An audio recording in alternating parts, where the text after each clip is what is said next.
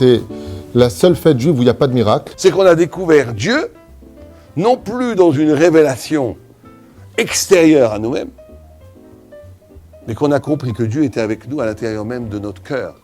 Parce que le mal et le bien n'existent pas. Comme je vous dis, Melech Gematria, Haman.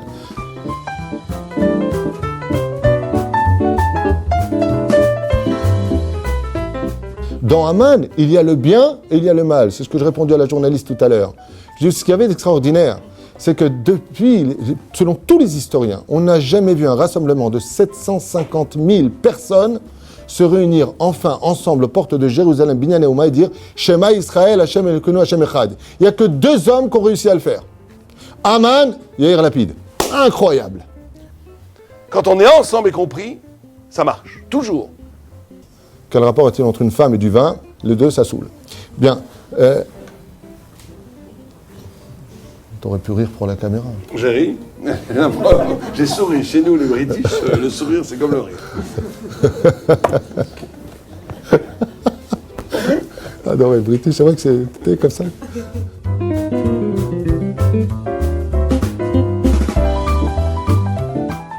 Et c'est toujours comme ça. Le mal, à la fin, il est récupéré par Dieu pour le bien. Gamzoul et Thomas, ça n'existait pas le mal. Chazal, il dit, si tu veux savoir c'est quoi Amalek, regarde la Megillat Esther. Là-bas, il se montre, c'est moi Amalek. C'est l'homme le plus heureux du monde, qui a toutes les raisons de l'être.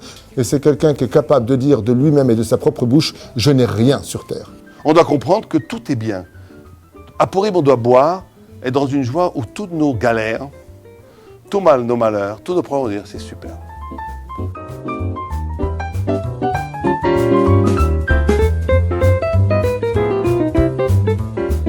Ce Yetzer Hara qui est en nous, qui nous fait constamment regarder et observer le verre constamment vide et non pas à moitié vide, la seule mitzvah qu'on a le droit de façon hypocrite d'accomplir, c'est même de faire semblant d'être heureux. Car même à travers le fait d'être semblant, de faire semblant d'être heureux, Dieu te donnerait une raison réelle de l'être sur terre. La simcha, dit Rav Simcha Zissol, c'est d'être en accord, que sa vie soit en accord avec son essence.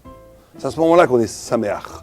Quand on vit un moment où je sens que ce que je vis, j'ai été créé pour ça.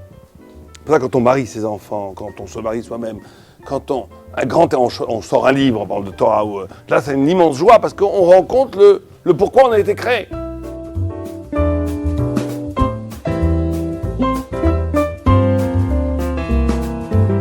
Si tu n'as pas la simcha de remercier Akadosh Baruch Hu pour ce que tu as, alors tu peux être certain qu'il y a beaucoup de Haman en toi, Amina et Adat Tov Vara.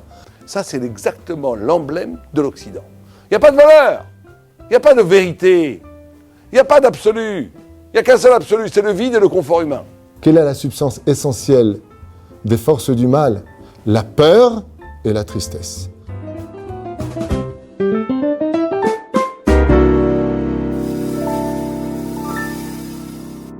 Celui qui est sa mère tout le mois de Hadar vient d'enclencher la simcha de toute son année. Le sujet de ce soir, puisque nous avons le srout d'accueillir, donc, comme je le disais, le Rav Sadin, ici présent à Ouel Moshe, dans la ville d'Ashdod, ce sera le sujet de Purim, un sujet qui, à mon humble avis, nous régalera, puisque moi, j'avais déjà fait beaucoup de shiurim sur ce sujet-là déjà avec vous-même, mais Bezrat Hashem, je sais qu'on va se régaler avec le Rav Sadin, qui a l'habitude de se promener dans le Pardes, du début jusqu'à la fin. Alors, avec votre permission, je commence, vous commencez? Commencez. On commence, d'accord, Bezrat Hashem. Le Shulchan Aruch nous dit, au nom de la Gemara, Mishinichnas Adar, Marbim Besimcha.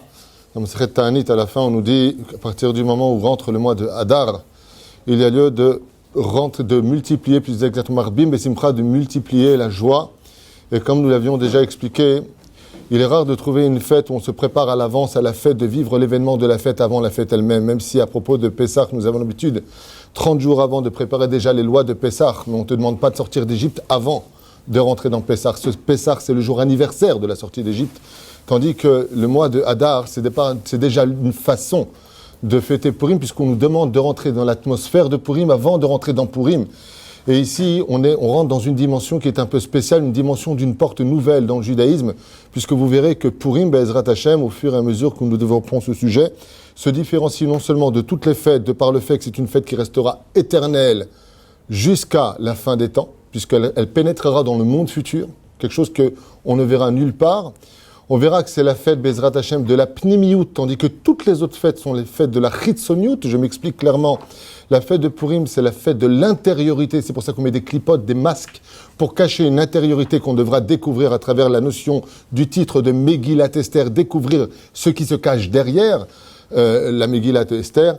Et puis surtout, Purim, c'est la porte du 13e mois, comme vous le savez, la Gematria de Purim, c'est 336, qui a pour petite Gematria 12, tandis que la Gematria que nous avons de Esther, c'est 661, qui, elle, en petite Gematria, représente 13. Esther vient nous ouvrir la 13e porte de l'histoire, le 13e mois de l'année, d'où, justement, dans le Mazal, vous savez que tous les mois du Mazal de l'année sont au singulier, sauf le mois de Hadar, qui sont les Dagim, donc qui est au pluriel, pour te dire, comme l'ont déjà enseigné les sages, que le mois de Hadar peut se doubler, il est double Dagim, qui veut dire pluriel, il peut devenir une porte supplémentaire, un monde qui atteint des dimensions hors du commun, qu'on développera. Je vous ai simplement donné les titres parce que j'ai hâte d'entendre Bezrat Hashem, le Rav Sadin Baruch Haba. Bon, je lui retourne le compliment, j'apprécie aussi beaucoup Rav Tuitou, et je suis très content, j'ai fait 100 km après une journée d'études au Kollel, ça n'aurait pas été Rav Tuitou, je ne pense pas que je l'aurais fait. Aussi pour Simchon,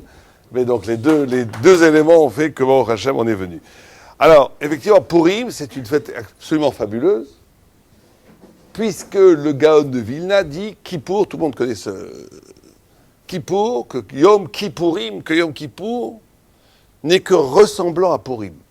Or, à première vue, il n'y a pas de fête plus antinomique que Kippour et Purim, puisque Kippour, c'est le jour où on pleure, où on fait tchouva, où on ne mange pas, où on ne boit pas, où on n'est pas tellement avec les autres. Ce n'est pas le moment de bavarder à Kippour, c'est le moment d'être seul avec Dieu. Alors que Purim, c'est tout à fait le contraire. On doit être avec des amis. Celui qui fait Purim seul, c'est pas bien. Celui qui fait Purim en jeûnant, c'est pas bien. Il faut manger, il faut rire. Donc c'est l'antithèse. Or, pourtant, il y a une comparaison, puisque Kippour n'est que Kippourim ne peut être que comme Purim. Comme si Purim, c'était la référence. Alors tout le monde dit, le Gaon de Vilna en premier, dit parce que à Kippour, on doit être avec Dieu dans l'intimité la plus totale, dans la dvekut, dans la fusion avec Dieu, parce qu'on abandonne le corps, parce qu'on est juste une âme purifiée qui est devant la lumière divine. Alors qu'à Purim, on doit être avec Dieu, dans la matière, en mangeant, en buvant, en étant avec des amis, en faisant la fête. Alors c'est là, moi je voudrais parler surtout de ce point-là aujourd'hui, parce que, on va dire les choses très clairement, on en a marre de voir à Purim, qui est le jour le plus haut de l'année, malheureusement, des gens qui se saoulent, qui roulent par terre, qui vomissent, qui disent des bêtises, qui cassent tout. L'année dernière, quelqu'un est venu chez moi, il m'a cassé tous mes beaux verres de cristal. J'en pleure encore. Mais bon, c'est Purim, il faut l'accepter, mais c'est pas Purim, justement. Alors, pour commencer à comprendre, qu'est-ce que c'est que cette histoire? Pourquoi est-ce qu'on doit boire, être entre amis, on doit chanter? Comment est-ce qu'on arrive à cette dvekut, à cette fusion avec Dieu, justement, dans la matière? Et pourquoi est-ce qu'il faut que ça passe par là? Alors, pour comprendre le shoresh, la racine de cette notion, il faut prendre bien sûr la Gemara, dans Shabbat, Daf Pechet, 88, où là-bas on nous dit que quand Dieu a donné la Torah, il a pris le mont Sinaï, il a déraciné le mont Sinaï, Tarti Tahar, le peuple était sous la montagne, et il a dit, ou bien vous mekablim et la Torah, si vous acceptez la Torah, Moutab, c'est bien, sinon, Sham Tiuk Vootechem, vous mourrez tous ici. Bien, à Shavuot, c'est une extraordinaire Gemara. Pourquoi la Torah est donnée comme ça, de façon coercitive? Pour nous faire comprendre que c'est ou la Torah ou la mort. Pour nous faire comprendre qu'on ne choisit pas le bien, mais qu'on est choisi par le bien. Pour nous faire comprendre que la capacité même de penser, elle vient de la Torah. Donc on ne peut pas choisir ce qui me permet de choisir. Mais bon, ce n'est pas notre sujet. Le sujet, c'est la suite. La Gemara dit dans ce cas-là, Moda Rabba Midoraita. Si j'ai été obligé d'accepter la Torah, je ne peux pas être coupable. En d'autres termes, si on vous oblige à faire quelque chose, est-ce que vous êtes redevable de ce qu'on vous oblige? Non. Donc si moi, après 120 ans, j'arrive au ciel, je prends un bon avocat, et le bon avocat, même un mauvais avocat, il vient venir devant le bon Dieu, écoutez, il n'a pas très bien fait Shabbat, il a dit du lachon hara à mon client, il a été envieux, il a été jaloux, il n'a pas été très sympathique, il n'a pas donné la tzedaka à tous les pauvres. D'accord. Mais tout ça, il n'a pas accepté, puisqu'on l'a forcé à accepter. Donc vous ne pouvez pas le punir. La Gemara, elle répond, Afal Piken, même si c'est comme ça, ils l'ont reçu à Purim, Bédour, Achashverosh, à la génération d'Achashverosh. Donc, ils ont accepté la Torah avec joie. Comme il est dit, Kimu ve Kiblu, ils ont réalisé Kimu, ils ont réalisé Maché Kiblu Gva, ce qu'ils avaient déjà reçu. Voilà le texte. Donc la première notion, c'est que Purim, c'est Kabbalat Torah. C'est Kabbalat Torah. C'est la Kabbalah, c'est le reçu de la Torah en pleine joie. En pleine joie. Et donc, quelque part, c'est ce qui nous rend coupables à Purim. C'est le fait sur lequel on fête. C'est ce qui va me rendre responsable après la mort des infractions, des mitzvot que j'ai faites.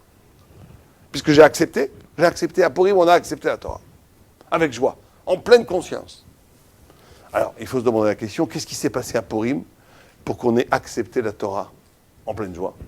Rachid dit, dans la même daf là-bas, Mihavat Anes, par l'amour du miracle. Ce qui n'est pas très compréhensible. Parce que des miracles, Baruch Hashem, le peuple juif, il en a eu des milliers. Et des beaucoup plus grands que Purim.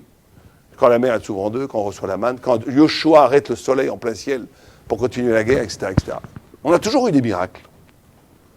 Donc qu'est-ce qu'il a de si particulier, ce miracle de Purim, qui nous a fait accepter la Torah en pleine joie? Ce qui est pire que ça, c'est que si vous prenez un mécréant,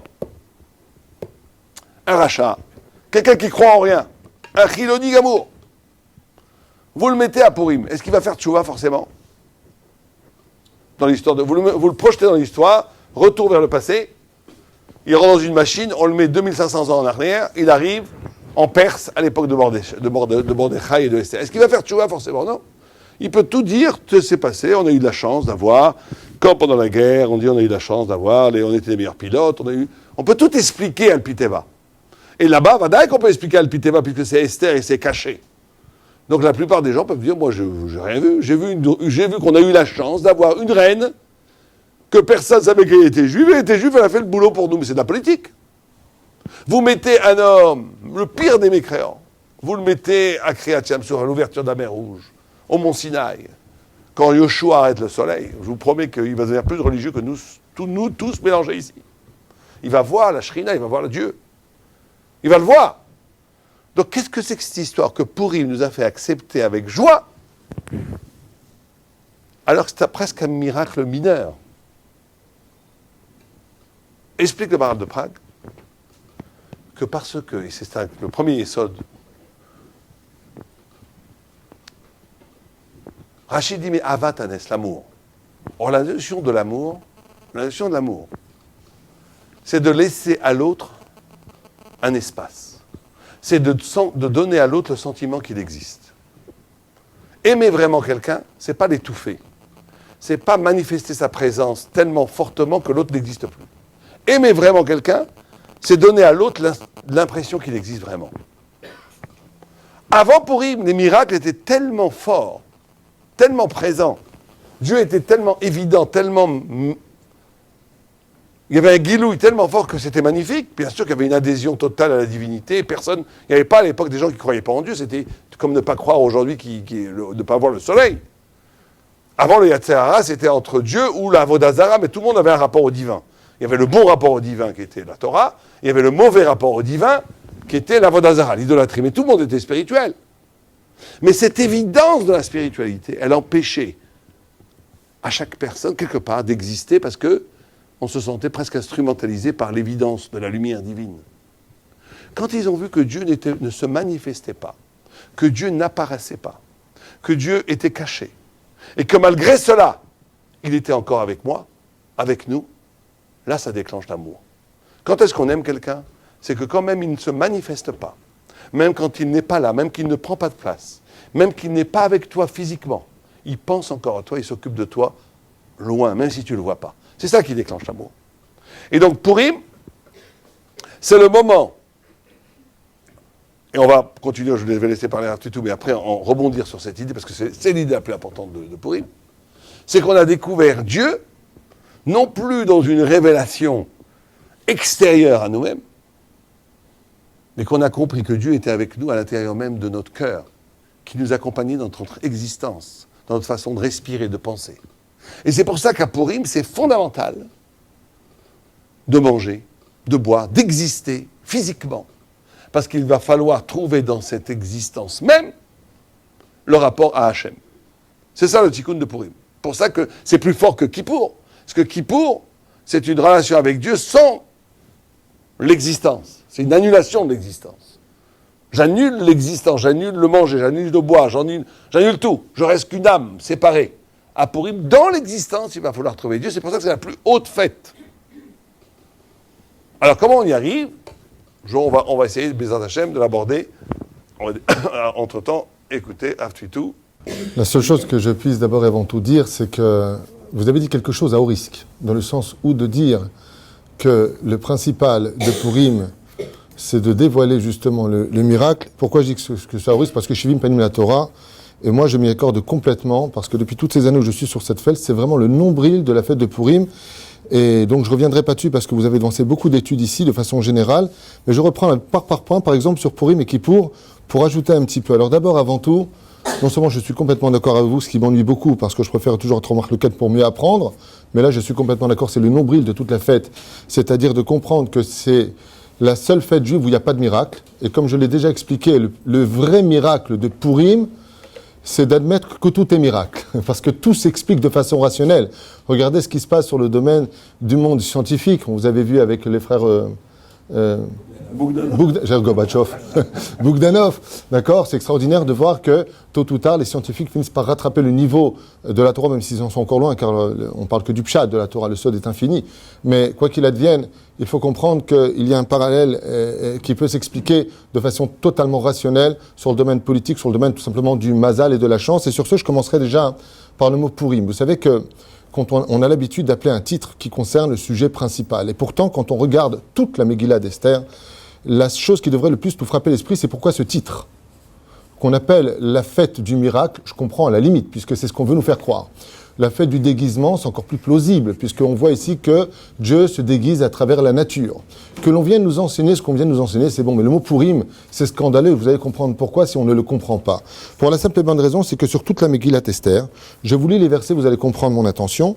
Bachodesh Arishon ou Chodesh Nissan Bishnat Shtem Esrei Lamelech Achashverosh Ipil Pur ou Agora Lifnei Aman Miyom Liyom Chodesh Chodesh Nemasar ou Chodesh Adar. On vient nous dire ici qu'il a sorti un goral, c'est-à-dire une espèce de loto, une espèce de hasard, si je peux me permettre le mot, comment on dit ça en français, vous qui êtes calé justement. Le hasard. Un tirage. Voilà, c'est le mot qui me cherche. Voilà. Voilà. Alors, combien j'ai lu de versets là ? Vous avez entendu combien de versets ? Un verset.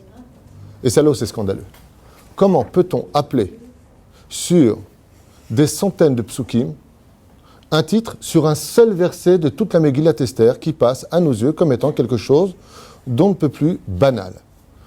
C'est-à-dire que le titre qu'on donne à cette fête, Chag Purim, le pour lequel nous sommes tous ici présents, c'est-à-dire cette fête qui porte le titre qui veut dire la généralité, pour renforcer ce que vous venez de dire, c'est un verset dans la Megillat Esther. Un seul verset, ça prend le titre de tout ce qui s'est passé. De Vashti qui décède, Imar-Shem qui a été pendu, qui a été brûlé par la suite, Achashverosh qui n'arrive plus à faire son petit dodo parce qu'il n'a pas fait son roi, il n'a pas mis sa tétine et sa couche. De l'autre côté, les feuilles qui vont dans tous les sens, Mordechai qui refuse de se prosterner mais qui est toujours à la porte du roi. Plein d'événements qui prendraient un temps fou à expliquer, mais qui nous font comprendre que quand même il y a un problème. Tu ne peux pas me donner un autre titre qu'un seul verset qui représenterait tous les autres versets. Et au ça, j'expliquais que c'est justement là qu'est toute l'histoire. C'est que ce que veut faire Amalek dans toute sa grandeur, parce qu'il faut comprendre que nous avons aussi à apprendre des forces du mal, plus que des fois des forces du bien, comme on le verra plus tard, si Dieu veut, c'est que nous avons ici un personnage qui vient donner une dimension qui commence dès qu'on sort du pays d'Égypte. Nous sortons du pays d'Égypte, Rabotaï, après avoir vécu les 11 miracles de l'Égypte, connue, c'est-à-dire les 10 plaies, plus la 11e plaie qu'on appelle justement celle qui finira les 600 chars de Pharaon, pour arriver de l'autre côté, qui nous attaque ? Amalek. Amalek vient donner un message incroyable. Comment se fait-il que Rachav Azona, dans les livres de Yoshua bin Nun, soit capable de dire 40 ans plus tard à Yoshua, nous avons tous entendu, nous avons tous peur de ce que vous avez, ce que l'Éternel, votre Dieu, a fait pour vous. Nous avons peur. Et Amalek, il attaque le lendemain des miracles. Il y a quelque chose qui ne va pas. Le message d'Amalek et de faire comprendre aux nations du monde, venez, moi je suis un scientifique, un homme rationnel, sachez que Moshe Rabbeinu n'est autre que le plus grand magicien de la magie noire que personne encore avant lui n'avait découvert, numéro 1 au monde. Parce que nous n'avons pas peur et nous allons prouver, nous allons attaquer ce peuple pour vous expliquer qu'en fin de compte, dans ce monde, ils ont eu tout simplement de la chance. Une question de mazal. Tandis que toute l'histoire vient nous enseigner ici un déroulement. On devra chercher Hakadosh Baruch Hu dans les Reshitivot, Emtsitivot, Sofitivot, au début de chaque lettre, de chaque mot de la Megillah. On y verra, il va y avoir Amelech Va'aman, El Amishté, vous verrez là-bas des noms d'Hachem, le Shem Ekie, le Shem Yud Kevavke, toutes sortes de noms, et tu as le choix de dire c'est le hasard, c'est Amalek. Et tu as le choix de dire tout simplement, ça, c'est Bémet Akadosh Baruch Hu. Parce que Akadosh Baruch Hu, en lui-même, il se cache derrière chaque événement. Vous savez, des fois, il y a marqué même Aman à travers le mot Hachem dans la Megillah. Puisque chaque fois qu'on dit dans une Megillah cachère le mot Hamelech, les Chachamim nous disent, c'est pas Achashverosh, c'est qui? C'est qui? C'est Akadosh Baruch Hu. Hamelech, c'est la gématria du mot Aman. Ça veut dire que quand on constate, en fin de compte, l'histoire du déguisement de la nature à travers lesquels les événements se produisent les uns après les autres, on a le choix de dire c'est le hasard, c'est Purim, c'est un jour de Pour, ou c'est tout simplement un jour de Purim où on va se moquer de la fête de Purim. C'est-à-dire, en d'autres temps, on va lui faire un espèce de geste de arrête de nous arnaquer avec le côté événementiel de la vie, j'ai eu de la chance, comme par hasard, si j'avais su qu'un jour je te rencontrerais.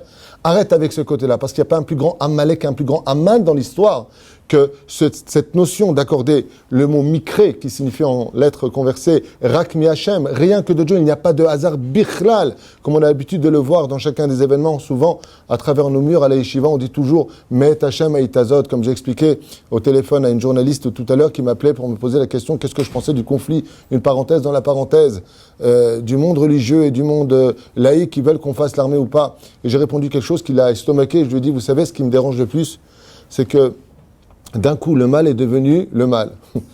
Quand on est religieux, il y a un problème. Il ne faut pas se comporter comme un chien qui voit le bâton. Il faut voir qui tient le bâton. Et fasse se souvenir d'Amalek dans dessous des cieux. Les Chachamim disent pourquoi pas au-dessus? Parce qu'au-dessus des cieux, c'est Dieu qui tient Amalek. Tout simplement, le Shoresh Haïlion, c'est-à-dire que la racine supérieure d'Amalek, c'est Akadosh Baruch Hu lui-même qui le tient. Ça veut dire que si tu vas au-dessus des cieux, tu touches Dieu lui-même. Parce que le mal et le bien n'existent pas. Comme je vous le dis, Ameler Gematria, Haman.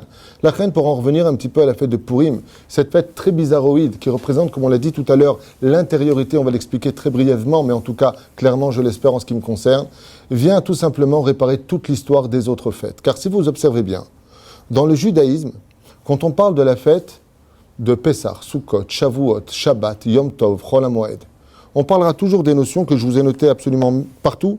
Ben Tov lera, Taor le Tamé, Kacher le Taref, Mutar le Asur, Or Chosher, Israël la Hamim, Kodesh la Chol, ou Ben Yom Hashivei le Shechet Yemei Achol. C'est-à-dire que si je devais traduire, vous avez compris que toute la notion de toutes les fêtes juives, c'est surtout le Chonen HaDa'at. Trouve ton da'at. Les Chachamim nous disent pourquoi Nadav et Avihu sont-ils morts quand ils sont entrés devant Hachem? Parce qu'ils sont entrés shtouye yain, parce qu'ils sont entrés un tant soit peu saoul. Pourtant, on sait que le vin, mais ça me'ach levavanosh. On sait que le vin a pour formule de rendre le cœur de l'homme un peu plus heureux. En quoi cela est un crime? Parce que si tu perds ton da'at devant Akadosh Baruch Hu, en d'autres termes, tu es en train de perdre la notion de ton tikkun sur terre. Sache, fais attention. Elle est juive, elle ne l'est pas. C'est kasher, ce n'est pas kasher. Ça c'est tahor, ça c'est tamé, ne touche pas. Si tu es Kohen, tu ne peux pas rentrer. Si tu perds ces notions-là, tu perds cette formule de Mordechai Hayehoudi. Donc en d'autres termes, tu te perds dans quelque chose qui est bien précis, bien dessiné par la Chachamim à travers toutes sortes de muktzeh et d'interdits liminehem. Mais là, quand on arrive dans la fête de Purim, c'est le carnaval de Rio. C'est malheureux à dire parce que je fais une caricature du mot, mais il faut dire par là qu'on n'a aucun interdit. Rien n'est limité. Pourquoi? Vous allez comprendre cela tout de suite. Pour comprendre là où on va, on a l'habitude dans le judaïsme de rappeler d'où on vient. D'où l'expression de « Je suis l'Éternel ton Dieu qui t'ai fait sortir du pays d'Égypte ». Tous les jours, on nous raconte l'importance que nous-mêmes nous devons raconter à nos enfants que nous sommes sortis pour aller vers une direction qui était Eretz Israël. Jusque-là, ça va. Eh bien, si on revenait à l'état de l'homme et de la femme avant la faute, où il y avait le Etz Hadat Tov Vara, il y avait un arbre. Et cet arbre-là, les sages, comme le dit Rabbi Chaim Vital, d'ailleurs je vous ai noté quelque chose à propos de Rabbi Chaim Vital qui a tout à fait son histoire à travers le Etz Chaim, puisque vous savez que le Hari Akadosh n'a pas écrit lui-même ses livres, il est commenté par son élève qui était Rabbi Chaim Vital et qui a écrit le Etz Chaim. Et tout simplement, il faut savoir que Purim, c'est Gematria Rabbi Chaim Vital. Et pourquoi? Il y a un rapport, disent les sages, entre Rabbi Chaim Vital. Parce que Rabbi Chaim Vital a apporté le Etz Chaim, qui est venu lutter contre le Etz Hadat. Le Etz Hadat qui représente la Torah orale, comme vous le savez, la Gemara qui est remplie de oui et de non, de je ne suis pas d'accord, de mahloket, de conflits liminaires, tandis que le Zohar n'a aucune mahloket, comme le Etz Chaim qui n'a aucune mahloket. Quand on parle de l'arbre de la vie, il n'y a pas de place pour le doute, car le doute en hébreu se dit safek, gematria, amalek. Donc il n'y a pas de place face à cet arbre de la connaissance qui se rejoint à l'arbre de la vie. Alors, Bamel Varim Amurim, de quoi est-ce que l'on parle? Au sage d'expliquer que, Bisiata d'Ishmaïa, quand Adam et Ève se retrouvaient avant la faute, ils étaient dévoilés, c'est-à-dire arumim. Plusieurs perushim, sans mitzvot, ils étaient nus, peu importe. Un d'avoir des pshuto, le Rav Kook disait il n'y a pas de pshat dans tout cela, peu importe. Quoi qu'il advienne pour notre compréhension à nous, nous sommes face à un couple, donc Bina et Chochma et Bina, qui sont devant un arbre. Et cet arbre qu'on appelle l'arbre de la connaissance du bien et du mal, sont tout simplement l'arbre de la connaissance, mais qui reste totalement abstraite pour Adam et Ève. Pourquoi? Parce qu'ils ne se rendaient pas compte, nous dit dans le pshat de la Torah, qu'ils étaient nus. En d'autres termes, l'eau était bochechou. Ils n'étaient pas recouverts. Par contre, quand ils ont mangé de cet arbre, très bizarrement, Rabbi Yehuda Ptaya écrit, un des plus grands talmidim du Ben Ishraï, dans son livre Minchat Yehuda, Ruchot Mesaprim. Il écrit là-bas, il dit, tu sais, ce qui s'est réellement passé, je vais t'expliquer, selon sa déa à lui. On nous donne 3 déos dans la Gemara, à savoir de quel fruit il s'agissait. La Gemara nous dit qu'il s'agissait éventuellement de chita, qui vient du mochet, il s'agissait du figue. Il y en a qui disent une figue, parce qu'il s'est couvert avec aléténa, une feuille de figue, qui pouvait couvrir son endroit. Et il y en a qui disent, bien entendu, du vin. La déa que nous prenons, c'est le tikkun du vin par le biais du kiddush tous les vendredis soirs, qui est le moment de la faute dans l'origine des choses. Quand Ève, en d'autres termes, a mangé de ce raisin, elle l'a consommé. Rabbi Yehuda Ptaya écrit Nachon. Mais quand elle est venue le donner à Adam Arishon, lui, il lui a dit non, moi j'ai reçu un ordre d'Hachem qu'on ne pouvait pas le manger. Qu'est-ce qu'a fait Chava? Qu'est-ce qu'a fait elle? Elle lui a pris une coupe et elle lui a pressé. Donc, tout simplement, elle lui a donné à boire. Comme vous connaissez la blague, quel rapport est-il entre une femme et du vin? Les deux, ça saoule. Bien. T'aurais pu rire pour la caméra. J'ai ri. J'ai souri. Chez nous, les British, le sourire, c'est comme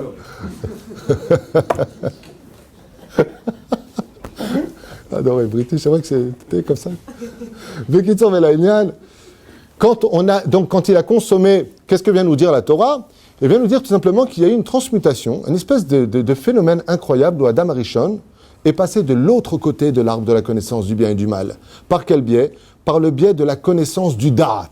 C'est-à-dire que toutes les fêtes que nous avons, comprenez le bien, sont les fêtes qui vont démarrer de la création, de l'arbre de la connaissance du bien et du mal, processus de 6000 ans d'histoire par lequel nous devrons faire extrêmement attention pour réparer ce que nous n'avons pas fait au préalable, l'ishmor vela avod, c'est-à-dire être les gardiens, Mizvot assez, mizvot lota assez, de la Torah. Voici que vient d'un coup la fête de Purim. Haman, la Gemara pose la question, elle dit, où est-ce que c'est marqué Haman? Comme c'est marqué dans ma Sechet Roudin, la page 179, à Moudalef, là-bas on nous dit, où est-ce que Mordechai? À Mordechouï, il vient Esther Astir Panayayom, où est-ce que ça vient Haman? Haminaet. Vous savez, nous dit la Gemara là-bas brièvement. Aval, Haminaet, Haman, c'est marqué où? L'arbre de la connaissance du bien et du mal est marqué là-bas dans la Torah. Hamin, normalement ça devrait être avec un Yud, c'est marqué Haman.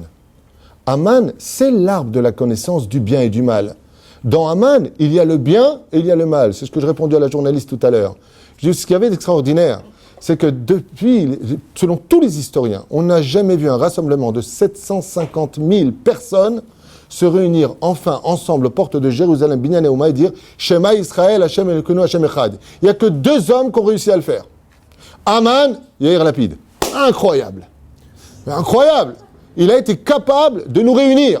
Ça veut dire que les Vijnitz ont enfin été capables de dire le Shema Israël avec les Belz et ceux qui étaient en face, les Rekarta qui étaient en face des Lubavitch, qui étaient en face des toutes les tendances confondues. Car au Trabi, on s'est enfin réveillé. Ra, si vous inversez les lettres, c'est le mot R qui veut dire réveille-toi. Réveille-toi, bouge de ta poussière, de cette galoute qui est en toi. Bouge, réveille-toi. Et on voit ici que le Etz Hadat, d'un coup, prend une dimension nouvelle dans la fête de Purim. Pourquoi? Parce que c'est la fête où on revient sur les pas de la faute originelle. C'est-à-dire que avant la faute originelle, on n'avait pas de Da'at. Ad Deloyada, Ben Arur Mordech, Amur Aman. lapsus révélateur.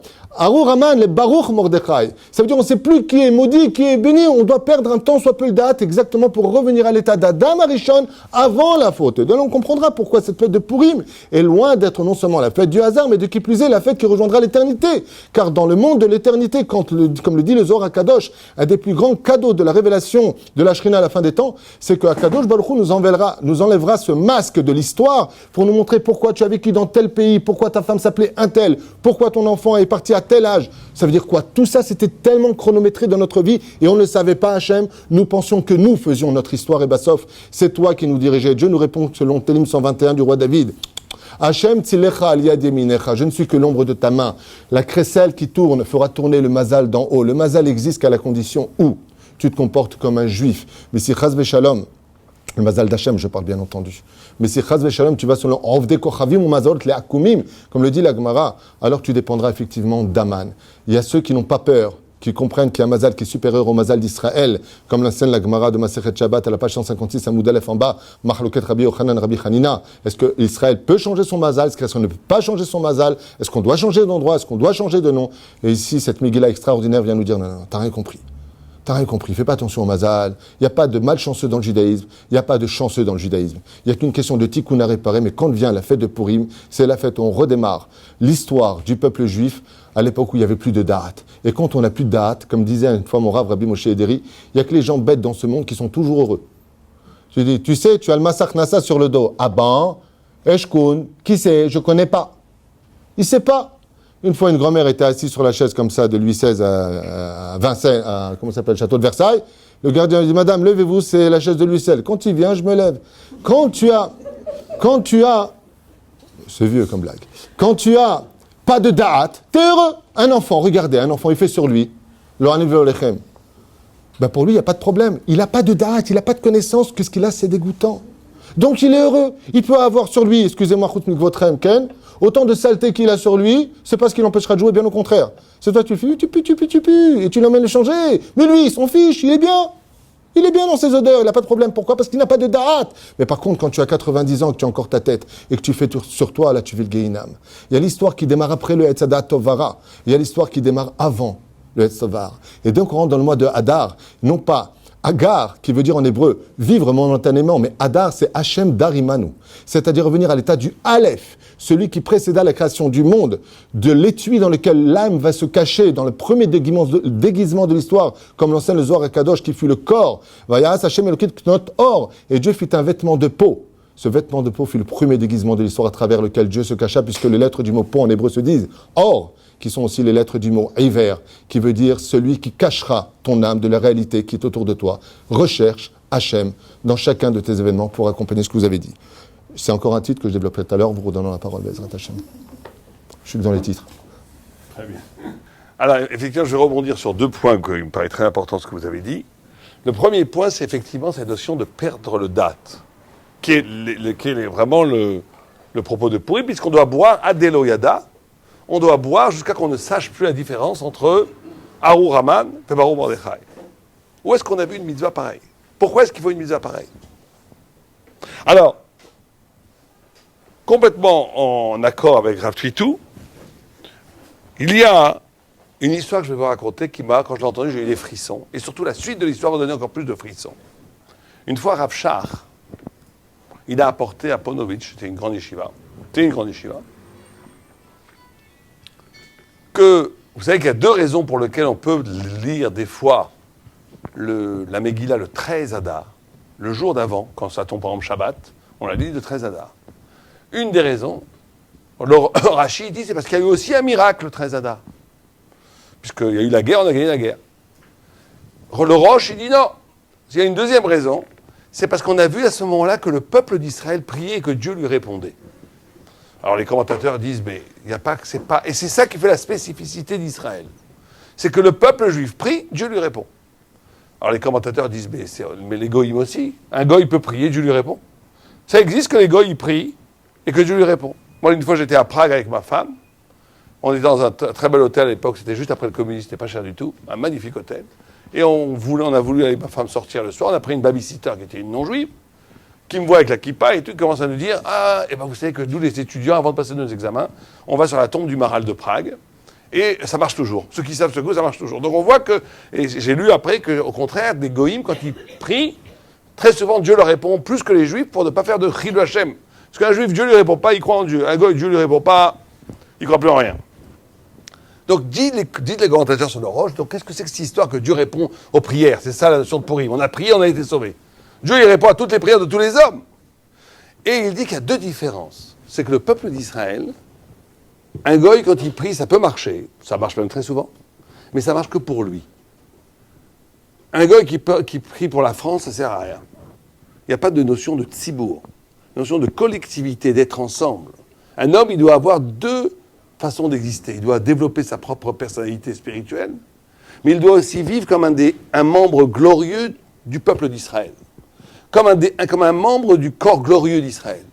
C'est-à-dire qu'il doit vivre comme pour lui et pour Am Israël. Et le peuple juif, quand il prie, il peut prier pour tout Am Israël, ça se réalise.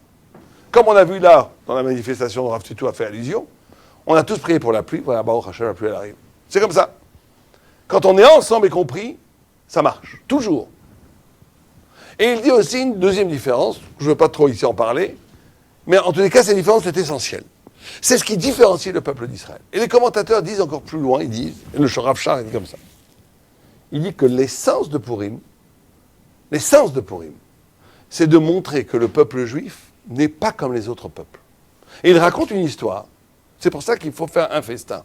Parce que si vous pouvez faire des études sociologiques ou historiques, vous n'avez aucun peuple au monde, qui s'attable, qui boit, qui se soût et qui reste en fusion avec Dieu. Ça n'existe pas. Dans toutes les autres nations, dans toutes les autres époques, quand on fait la fête le jour de l'an, le 31 décembre ou le 1er janvier, dans la nuit, on sait ce que ça donne. Ça donne des horreurs, ça donne des laissés-aller, ça donne des avérotes, ça donne des bagarres, ça donne des choses cassées, ça donne tout. Pourim, l'essence de Pourim, c'est de se saouler autant qu'un Irlandais. Boire. Mais dans la boisson, rester complètement en contact avec Dieu.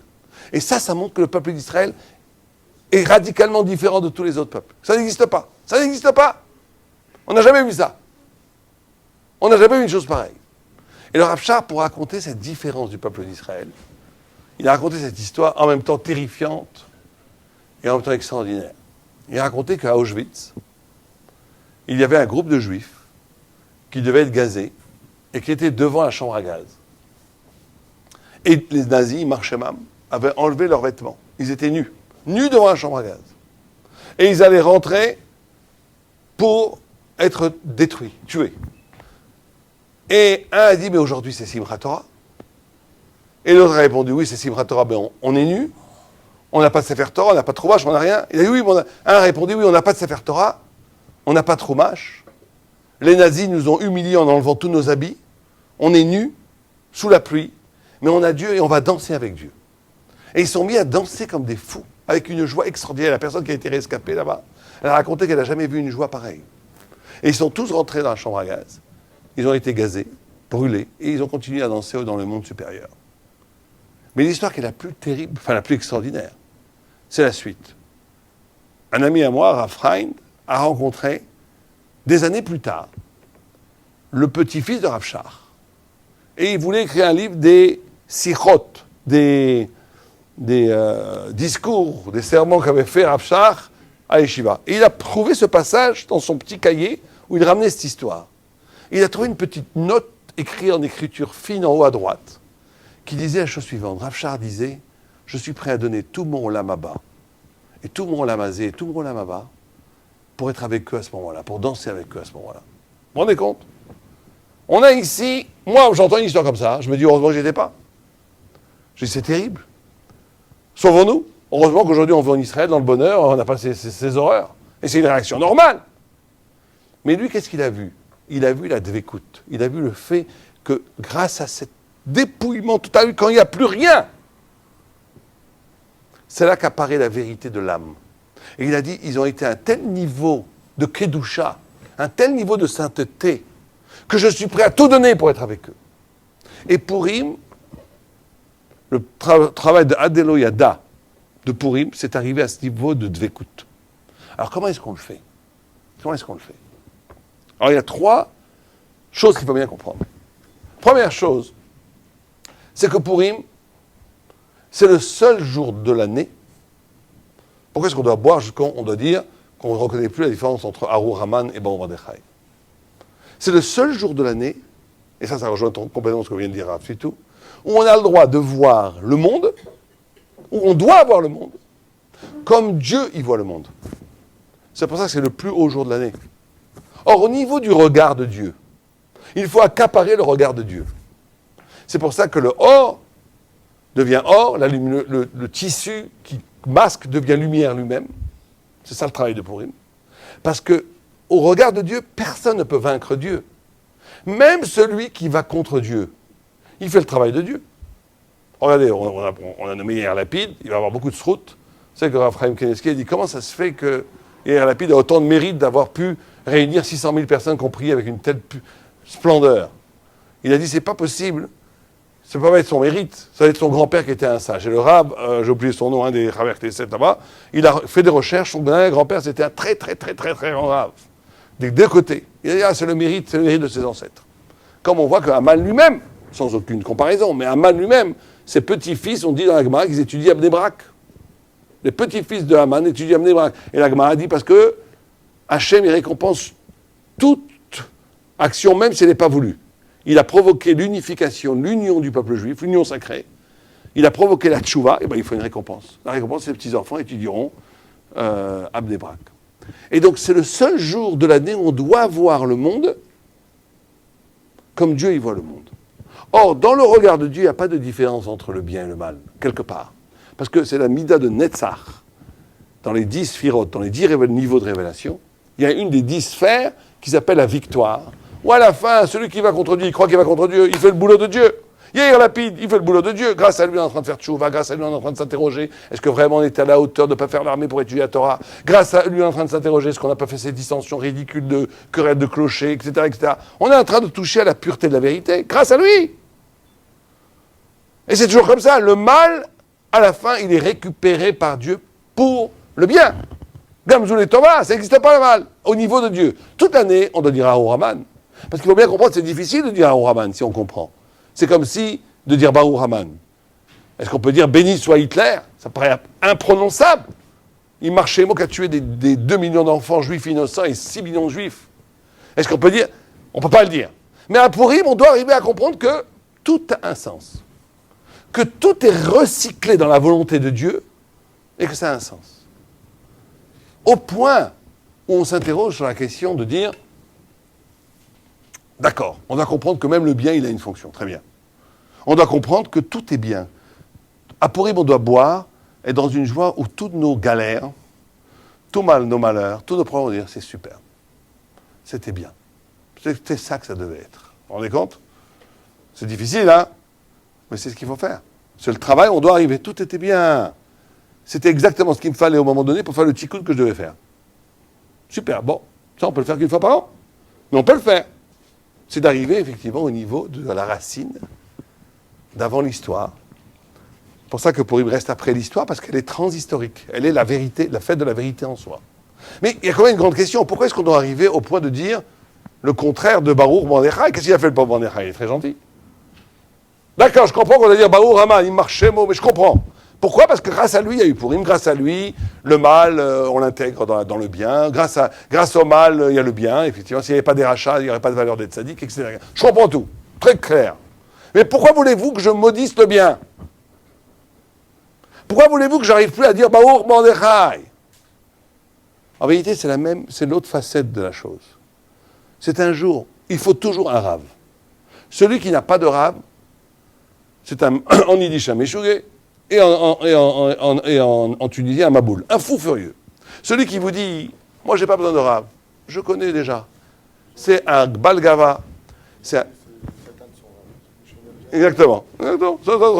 Même le Gaon de Vilna, vous avez entendu parler du Gaon de Vilna, qui était le plus grand rave un des plus grands raves de tous les temps, en tous les cas le plus grand rave de sa génération, largement. Personne ne pouvait l'approcher.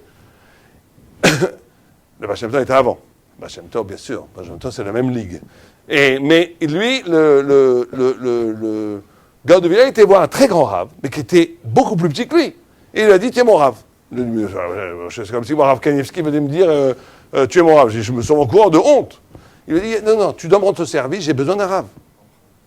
Je ne peux pas ne pas avoir un rave. Alors il a dit, il lui donnait sur la tête. Il avait le voir une fois parler moi, il dit, oui, t'as été un peu malgava.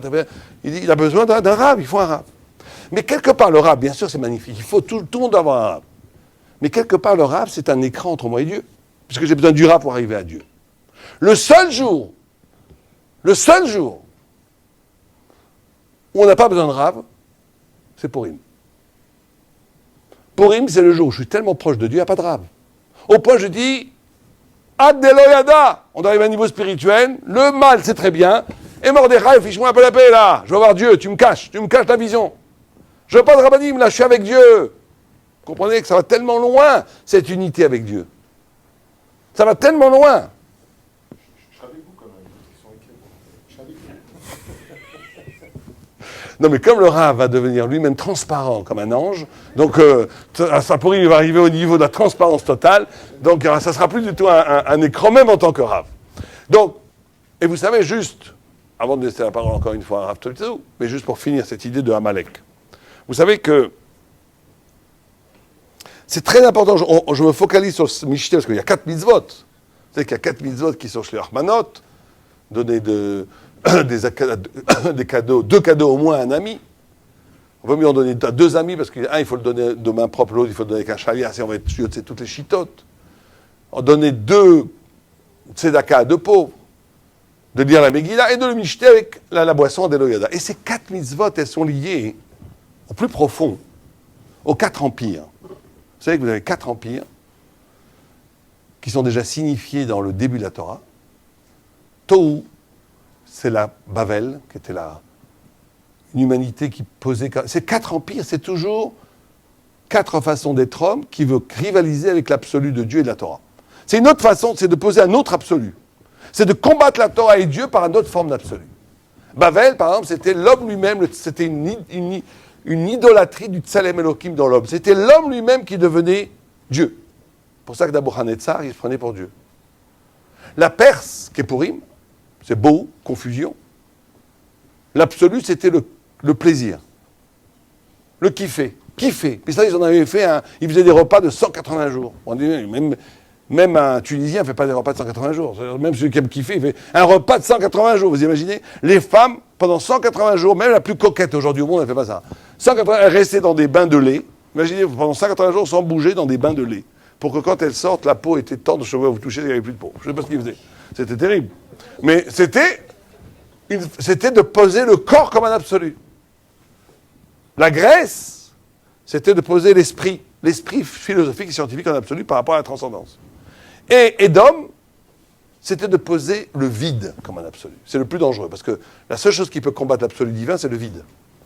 C'est le pourquoi pas. C'est la destruction des valeurs. Et les 4 mitzvot, elles sont corollaires à ces 4 empires. C'est le tikkun.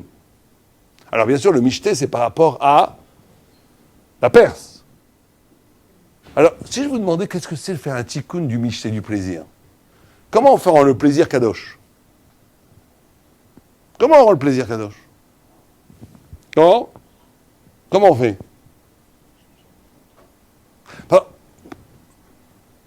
C'est quoi la définition du corps? La Perse, c'est une façon de vivre corporellement. C'est quoi le corps? Si je vous pose la question, c'est quoi le corps? Personne n'a une idée? Vivre d'une façon corporelle, c'est quoi? C'est vivre d'une façon. Le corps, qu'est-ce qu'il fait principalement? Qu'est-ce qu'il fait? Il remplit des trous. Il crée des manques. On a faim, on mange. On a soif, on boit. Il remplit des trous, il évacue. Il remplit des trous, il évacue. Vivre de façon corporelle, c'est créer des manques et combler des manques. Le fumeur, il n'a pas besoin de fumer, mais tout d'un coup, il crée un manque. Ah, et son plus grand plaisir, c'est de fumer. Vous prenez des jeunes couples, quand vous occupez du schlumbite, des jeunes couples, très souvent, c'est tout à fait rigolo presque, il ne faut pas rire, on s'occupe de ça. C'est que vous voyez, les jeunes couples, ils n'arrêtent pas de se disputer. Quand vous cherchez, pourquoi ils disputent? Parce qu'en vérité, ils n'ont rien à se dire. Lui, elle était super, elle était la petite princesse dans sa famille. Lui, c'était le Baouri Shiva qui était super avec ses copains. Ils ont 19 ans, les amis ensemble, ils n'ont rien à se dire, ils ne se connaissent pas pratiquement. Ils sont ensemble, Donc ils ont peur, donc ils se disputent. Pourquoi ils se disputent? Parce qu'inconsciemment, ils veulent créer un problème pour pouvoir ensemble le combler, après réparer. Après, ça passe. Il y en a qui sont encore plus vicieux. Ils s'énervent avec leur femme. Pourquoi? Pour créer une colère, pour qu'après ils vont fuir la cigarette dans le balcon. Ah, là, ils remplissent le trou. Vous comprenez? Ça, c'est terrible. C'est que vivre de façon corporelle, c'est toujours créer des frustrations et les combler. J'achète une voiture, j'ai besoin d'une deuxième voiture. J'achète un ordinateur, il me faut le... Toujours des désirs que je comble. Tu vis jamais. En vérité, tu vis jamais. Donc quand on mange pour combler un trou, quand les gens qui rentrent chez eux, laissez-moi tranquille, je veux juste manger comme un animal. Pourquoi? Parce qu'ils ont faim. Parce qu'ils ont envie de s'oublier, ils ont envie de redevenir un animal qui comble des trous. Donc c'est quoi la différence du tikkun physique? C'est quoi alors? C'est que quand je mange, chaque bouchée que je mange, en vérité, vous pouvez avoir deux personnes. Ils ont le même chapeau, la même barbe, la même cravate. Ils ont le même plat de couscous devant eux. Les deux ont fait la même bracha. On met la caméra, cette caméra devant, on voit aucune différence. Vous mettez une caméra divine, vous avez ici un animal, et vous avez ici un ange. Et qu'est-ce qui va faire la différence entre les deux? Une seule petite chose, la toda'a en hébreu, la conscience. Parce que l'un, il va manger pour s'oublier, pour s'abîmer dans la nourriture, pour oublier les nerfs. C'est comme ça qu'on passe ses nerfs en mangeant. L'autre, chaque bouchée, chaque choc de plaisir qui va entrer dans sa bouche, il va le traduire par une conscience. Qui c'est qui me donne ça? Maintenant, à cet instant, ce plaisir qui est de la vie, qui c'est qui me le donne? Qui me donne la vie à ce moment-là? Dieu! Et comme un bébé qui allaite le sein de sa mère, qui est complètement en fusion avec sa mère, le tzaddik, quand il mange chaque plaisir, il est en fusion avec Dieu. Et donc ça lui donne un niveau de spirituel plus grand que la prière. Voilà comment on doit manger le repas de Purim. Alors c'est pas ce qu'on pensait. On prend du vin, c'est une énergie, une saveur, un plaisir qui m'est donné. Écoute, conscience. Je mange, j'ai des amis, on rigole, je transforme tout ça en joie d'exister avec Hachem. Et pourquoi c'est lié à Amalek? Je finirai juste avec ça. Vous savez qu'Amalek, c'est très intéressant. C'est quelle lettre? Vous savez que chaque lettre dans la Torah représente des milliers de choses. Et chaque chose a une lettre. Quelle est la lettre d'Amalek? Quelqu'un le sait? Quelle est la lettre d'Amalek dans l'alphabet? C'est le Kof, comme le singe. Qu'on dit le Kouf, Betaout, en hébreu, c'est le Kof. Le singe. Or, qu'est-ce que c'est un Kouf? Un Kouf, c'est un Hé dont le Yud est mis vers le bas. C'est ça, dans les Sefer Torah. C'est comme un Hé, simplement le Yud, au lieu d'être un Dalet plus un Yud, c'est un Dalet plus un Nun qui descend, un Nun Sophite, si vous préférez. Vous voyez, c'est quoi Amalek? Amalek, c'était le petit-fils de Esav, qui était donc l'arrière-petit-fils d'Yitzhak. C'était donc le Yud. Vous savez qu'il y a la plupart des peuples, ils sont dans le Dalet. Ils sont dans la matière. Le Dalet, c'est les 4 points cardinaux. C'est bon, certains ils voient la croix chrétienne, certains ils voient ce qu'ils veulent. En tous les cas, c'est le monde, les 4 empires. Le 4, c'est toujours le monde qui se développe sa propre logique. Le Yud, c'est Am Israël, c'est la forme séparée. C'est la forme séparée. Yitzhak Avinu, c'est la notion de Gvura, de force, de séparation, de l'idée pure, de ce que le Maharal de Prague appelle la Tsura Muvdelet. Il appelle le Chomer la Tsura Muvdelet, la forme séparée, la vérité en soi. Amalek vient de Yitzhak. Simplement, il a déformé la puissance du Yud. Normalement, le Yud, tu utilises la forme pour monter vers Dieu. Lui, qu'est-ce qu'il fait? Il utilise la spiritualité pour le descendre comme un coffre, comme une imitation, pour le descendre vers le bas, dans la matière. C'est quoi? C'est par exemple, je vais prendre un exemple très simple. Vous allez écouter de la musique classique, vous allez écouter dans les sonates de Bach, dans les symphonies de Mozart, les étincelles divines. Mais qu'est-ce que vous en faites? On dit que Amalek, vous voyez comme ça va tellement loin, il rendait impur le peuple juif dans le désert. Et Rachid dit en quoi il rendait impur? Par des relations illicites d'homme à homme. Incroyable, d'homme à homme. Et un autre Rachid dit, qu'est-ce qu'il faisait? Il mangeait le sang, il léchait le sang des cadavres d'Israël. Qu'est-ce que c'est que cette histoire? C'est très simple. L'homme, par rapport à la femme, c'est la tsura. La femme, c'est le chomer. C'est comme ça, toujours. Parce que l'homme amène la graine, la femme le développe. Eux, ils veulent... L'image de l'homosexualité qui est dit par Rashi, c'est que c'est la tsoura qui veut déformer la tsoura. C'est la tsoura qui se met sur la tsoura pour la déformer. C'est-à-dire qu'Amalek, qui prend la tsoura, il prend le yud, il le déforme. Il prend le sang, ce qui fait le lien magnifique entre l'esprit et le corps, pour en faire un banquet de délectation. Il fait le banquet de Purim, qui est le contraire de Purim. Il utilise la spiritualité pour en transformer ça en une ana'a. Il va à un concert de Bach, il va à un concert de Mozart, il voit de la musique, il voit des films, il crée des choses qui sont des étincelles divines, magnifiques. Dans l'art, il y a des étincelles divines. Mais qu'est-ce qu'il en fait? Au lieu que ça l'élève vers Dieu, il descend la spiritualité pour en faire des objets de consommation, pour en faire de la jouissance pure et nulle, pour réduire la spiritualité à une fonction. Donc la jouissance, c'est une captation de la lumière divine pour ton propre plaisir. Voilà Amalek. Et donc le tikkun, c'est exactement de faire le contraire. De prendre le dalet, de prendre la matière et d'en faire du yud. De prendre le plaisir, de prendre la matière, de prendre la nourriture, de prendre la jouissance et de l'élever à un tel niveau que ça devient une pure relation avec Dieu, une pure merveille du yud. Et donc c'est ça le combat qu'on fait avec Amalek à Purim. C'est qu'eux, ils transforment le yud en kof, le hé en kof. Ils descendent l'image humaine de l'homme au singe. Ils descendent la spiritualité dans la matière. La spiritualité n'est valable que si elle sert au plaisir humain. Vous savez, comme les gens ils disent, c'est bien la Torah, ça permet aux gens d'être plus civilisés. C'est bien la Torah, ça permet aux gens de se calmer. C'est bien Nida, parce que ça permet de se retrouver une fois par mois. C'est bien la cacheroute, c'est bon pour la santé. Tout ça, c'est bien, c'est vrai, mais il faut faire attention, c'est une vision amalécite. C'est-à-dire que j'utilise la spiritualité pour moi, la Torah, elle est bien si elle me sert. Ça, c'est Amalek. La Torah, elle est là comme un yud qui te fait surélever au-dessus, qui te fait rejoindre le ciel. Quand tu prends le ciel pour aménager la terre, comme une recette pour que ça marche bien, pour que le business marche bien ici-bas, on a trahi la Torah. Et c'est le contraire qu'on a fait. Et c'est pour ça qu'à Purim, Amalek rend le yud de la matière, nous on rend de la matière le yud. Chazak ve'ematz, mamash, en malomar, juste pour rappeler en même temps que dans la Kabbale, chaque mois a été créé par une des lettres de l'alphabet. Il faut savoir que dans le Zohar, le mois de Hadar a été créé par la lettre Kouf, justement, qui vient de l'alphabet. C'est un sujet qui serait trop long à expliquer, donc je rajoute simplement à ce qui a été dit et non pas développe. On a dit au début que Mishenichnas Hadar Marbim Besimcha, quand vient le mois de Hadar, on doit rajouter absolument de la joie. Pourquoi? À l'image de quelqu'un qui part en guerre et qui mettrait des munitions dans son arme, de cette même façon, pour pouvoir lutter contre un Amalek extérieur, un Amalek bien entendu intérieur au peuple d'Israël, car on a tous une partie de nous qui renferme cet Amalek, que l'on fait naître par nos fautes, car comme vous le savez, la guématria du mot Esther, qui bien entendu 661, qui représente la Shoshana Eliona, Shoshana Gematria 661, c'est aussi la guématria du mot Lashonara ou Tikkun Aklali. Pourquoi? Pour t'expliquer que tout le Inyan de Amalek chez nous doit se réparer par deux fonctions principales qui sont la Shmirat Abrit.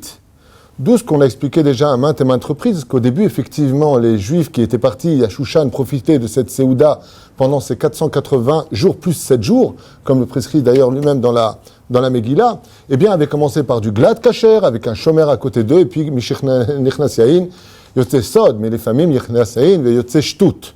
À l'Édekar, ils sont passés du vin kasher au yain nesser, et du yain nesser, ils sont passés de la fille juive à la fille non juive, et ainsi donc à dire des mots non valables vis-à-vis des uns et des autres. Et on est rentré dans le domaine du Lashon Hara, explique les Chachamim, jusqu'à ce que soit venu, bien entendu, Esther, dont la Gematria, comme par hasard, si je peux me permettre la boutade de le dire, et correspond à justement Lashon Hara et Tikkun Aklali, c'est-à-dire réparer la Brit Mila, comme on l'a expliqué ce matin, selon la Kabbale, que les 3 jours que demandera Esther correspondent au chiffre 72, soit 24 heures fois 3 égale 72, si je ne m'abuse, qui correspondent au Shem Havaya des Yudin, dans la Gematria, le mot Chesed. Pour réveiller maintenant le Chesed d'Akadosh Baruch Hu, pour nous pardonner le Amalek qui est en nous, eh bien, nous aurons intérêt, Be'ezrat Hashem, à faire tout ce qui est en notre pouvoir pour devenir les gardiens de notre Avatrinam, de notre Lashon Hara, qui représente le Amalek du Juif, et surtout un autre Amalek qui se trouve d'Afka au niveau de la Brit Mila, de peur que Chas Shalom ne renaisse un nouveau Aman, comme vous le savez, Purim Gematria Iye Germania.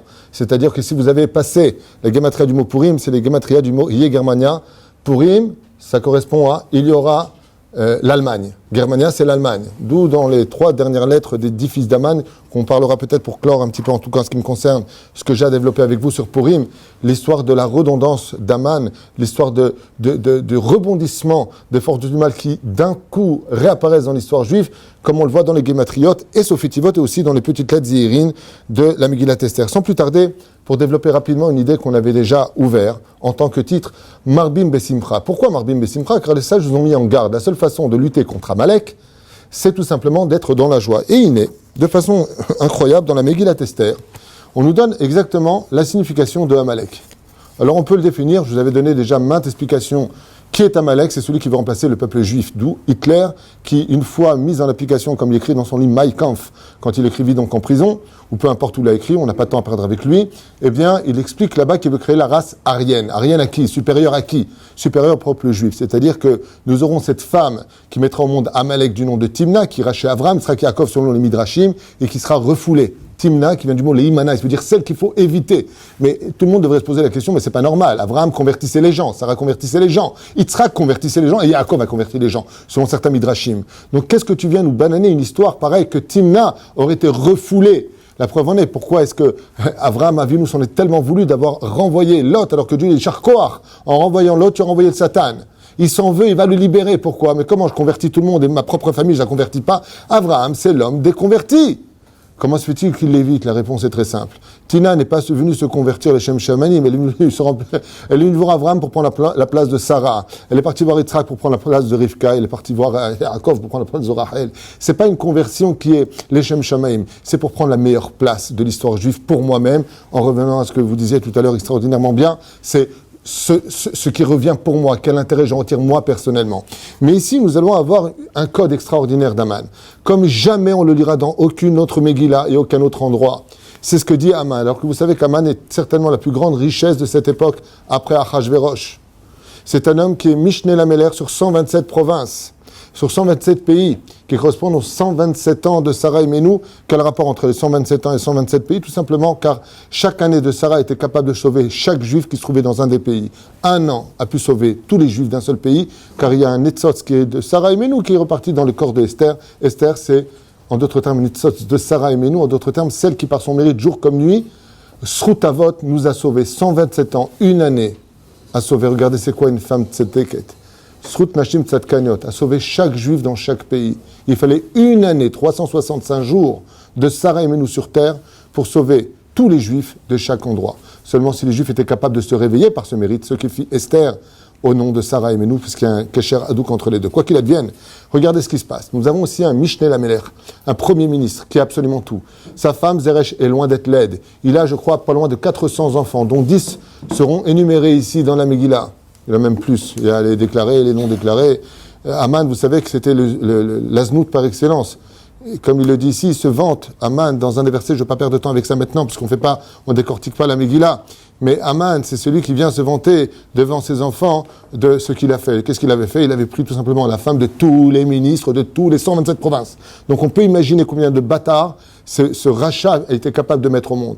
Comment, si tu peux avoir autant de succès, comment, si tu as une bonne santé, si tu as des enfants par milliers sur terre, si tu es l'homme le plus riche, si tu as toute la terre entière qui se prosterne devant toi, y compris le peuple juif, sauf un homme, un seul personnage qui dit l'homme Aman.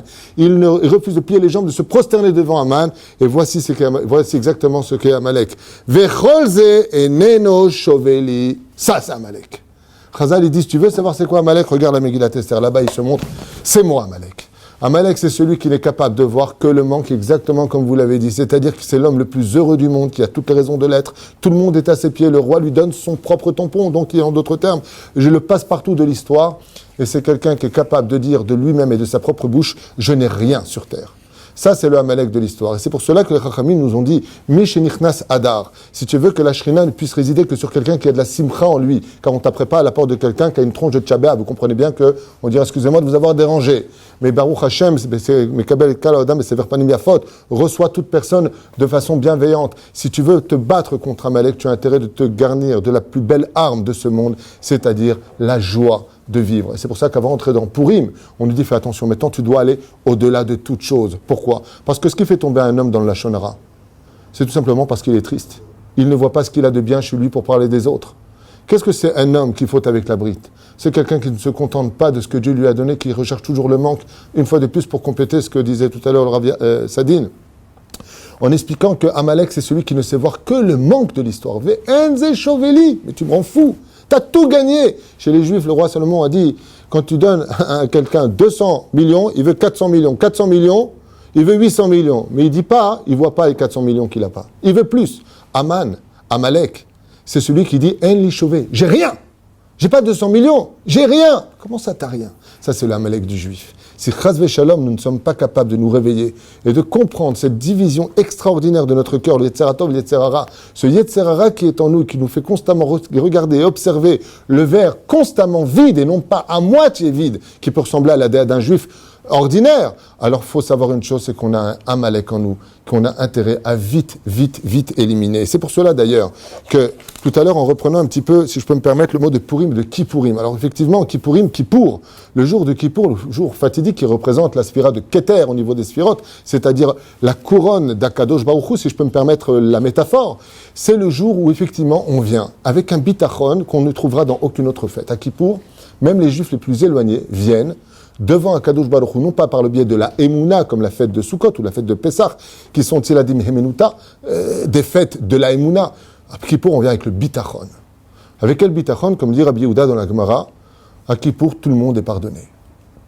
Kippour, c'est un jour, c'est une machine à laver, où on vient tous sous les talitot, même si on est avec une non-juive, on ne mange pas cachère, peu importe ce qu'on fait, les juifs se rappellent que Kippour les amène à ce rendez-vous extraordinaire du bitachon. J'ai confiance en Dieu, si je respire, c'est que Dieu m'attend encore. C'est un petit peu l'expression de Kippour. Et on nous dit, Kippourim, Ma'inaf Kamina.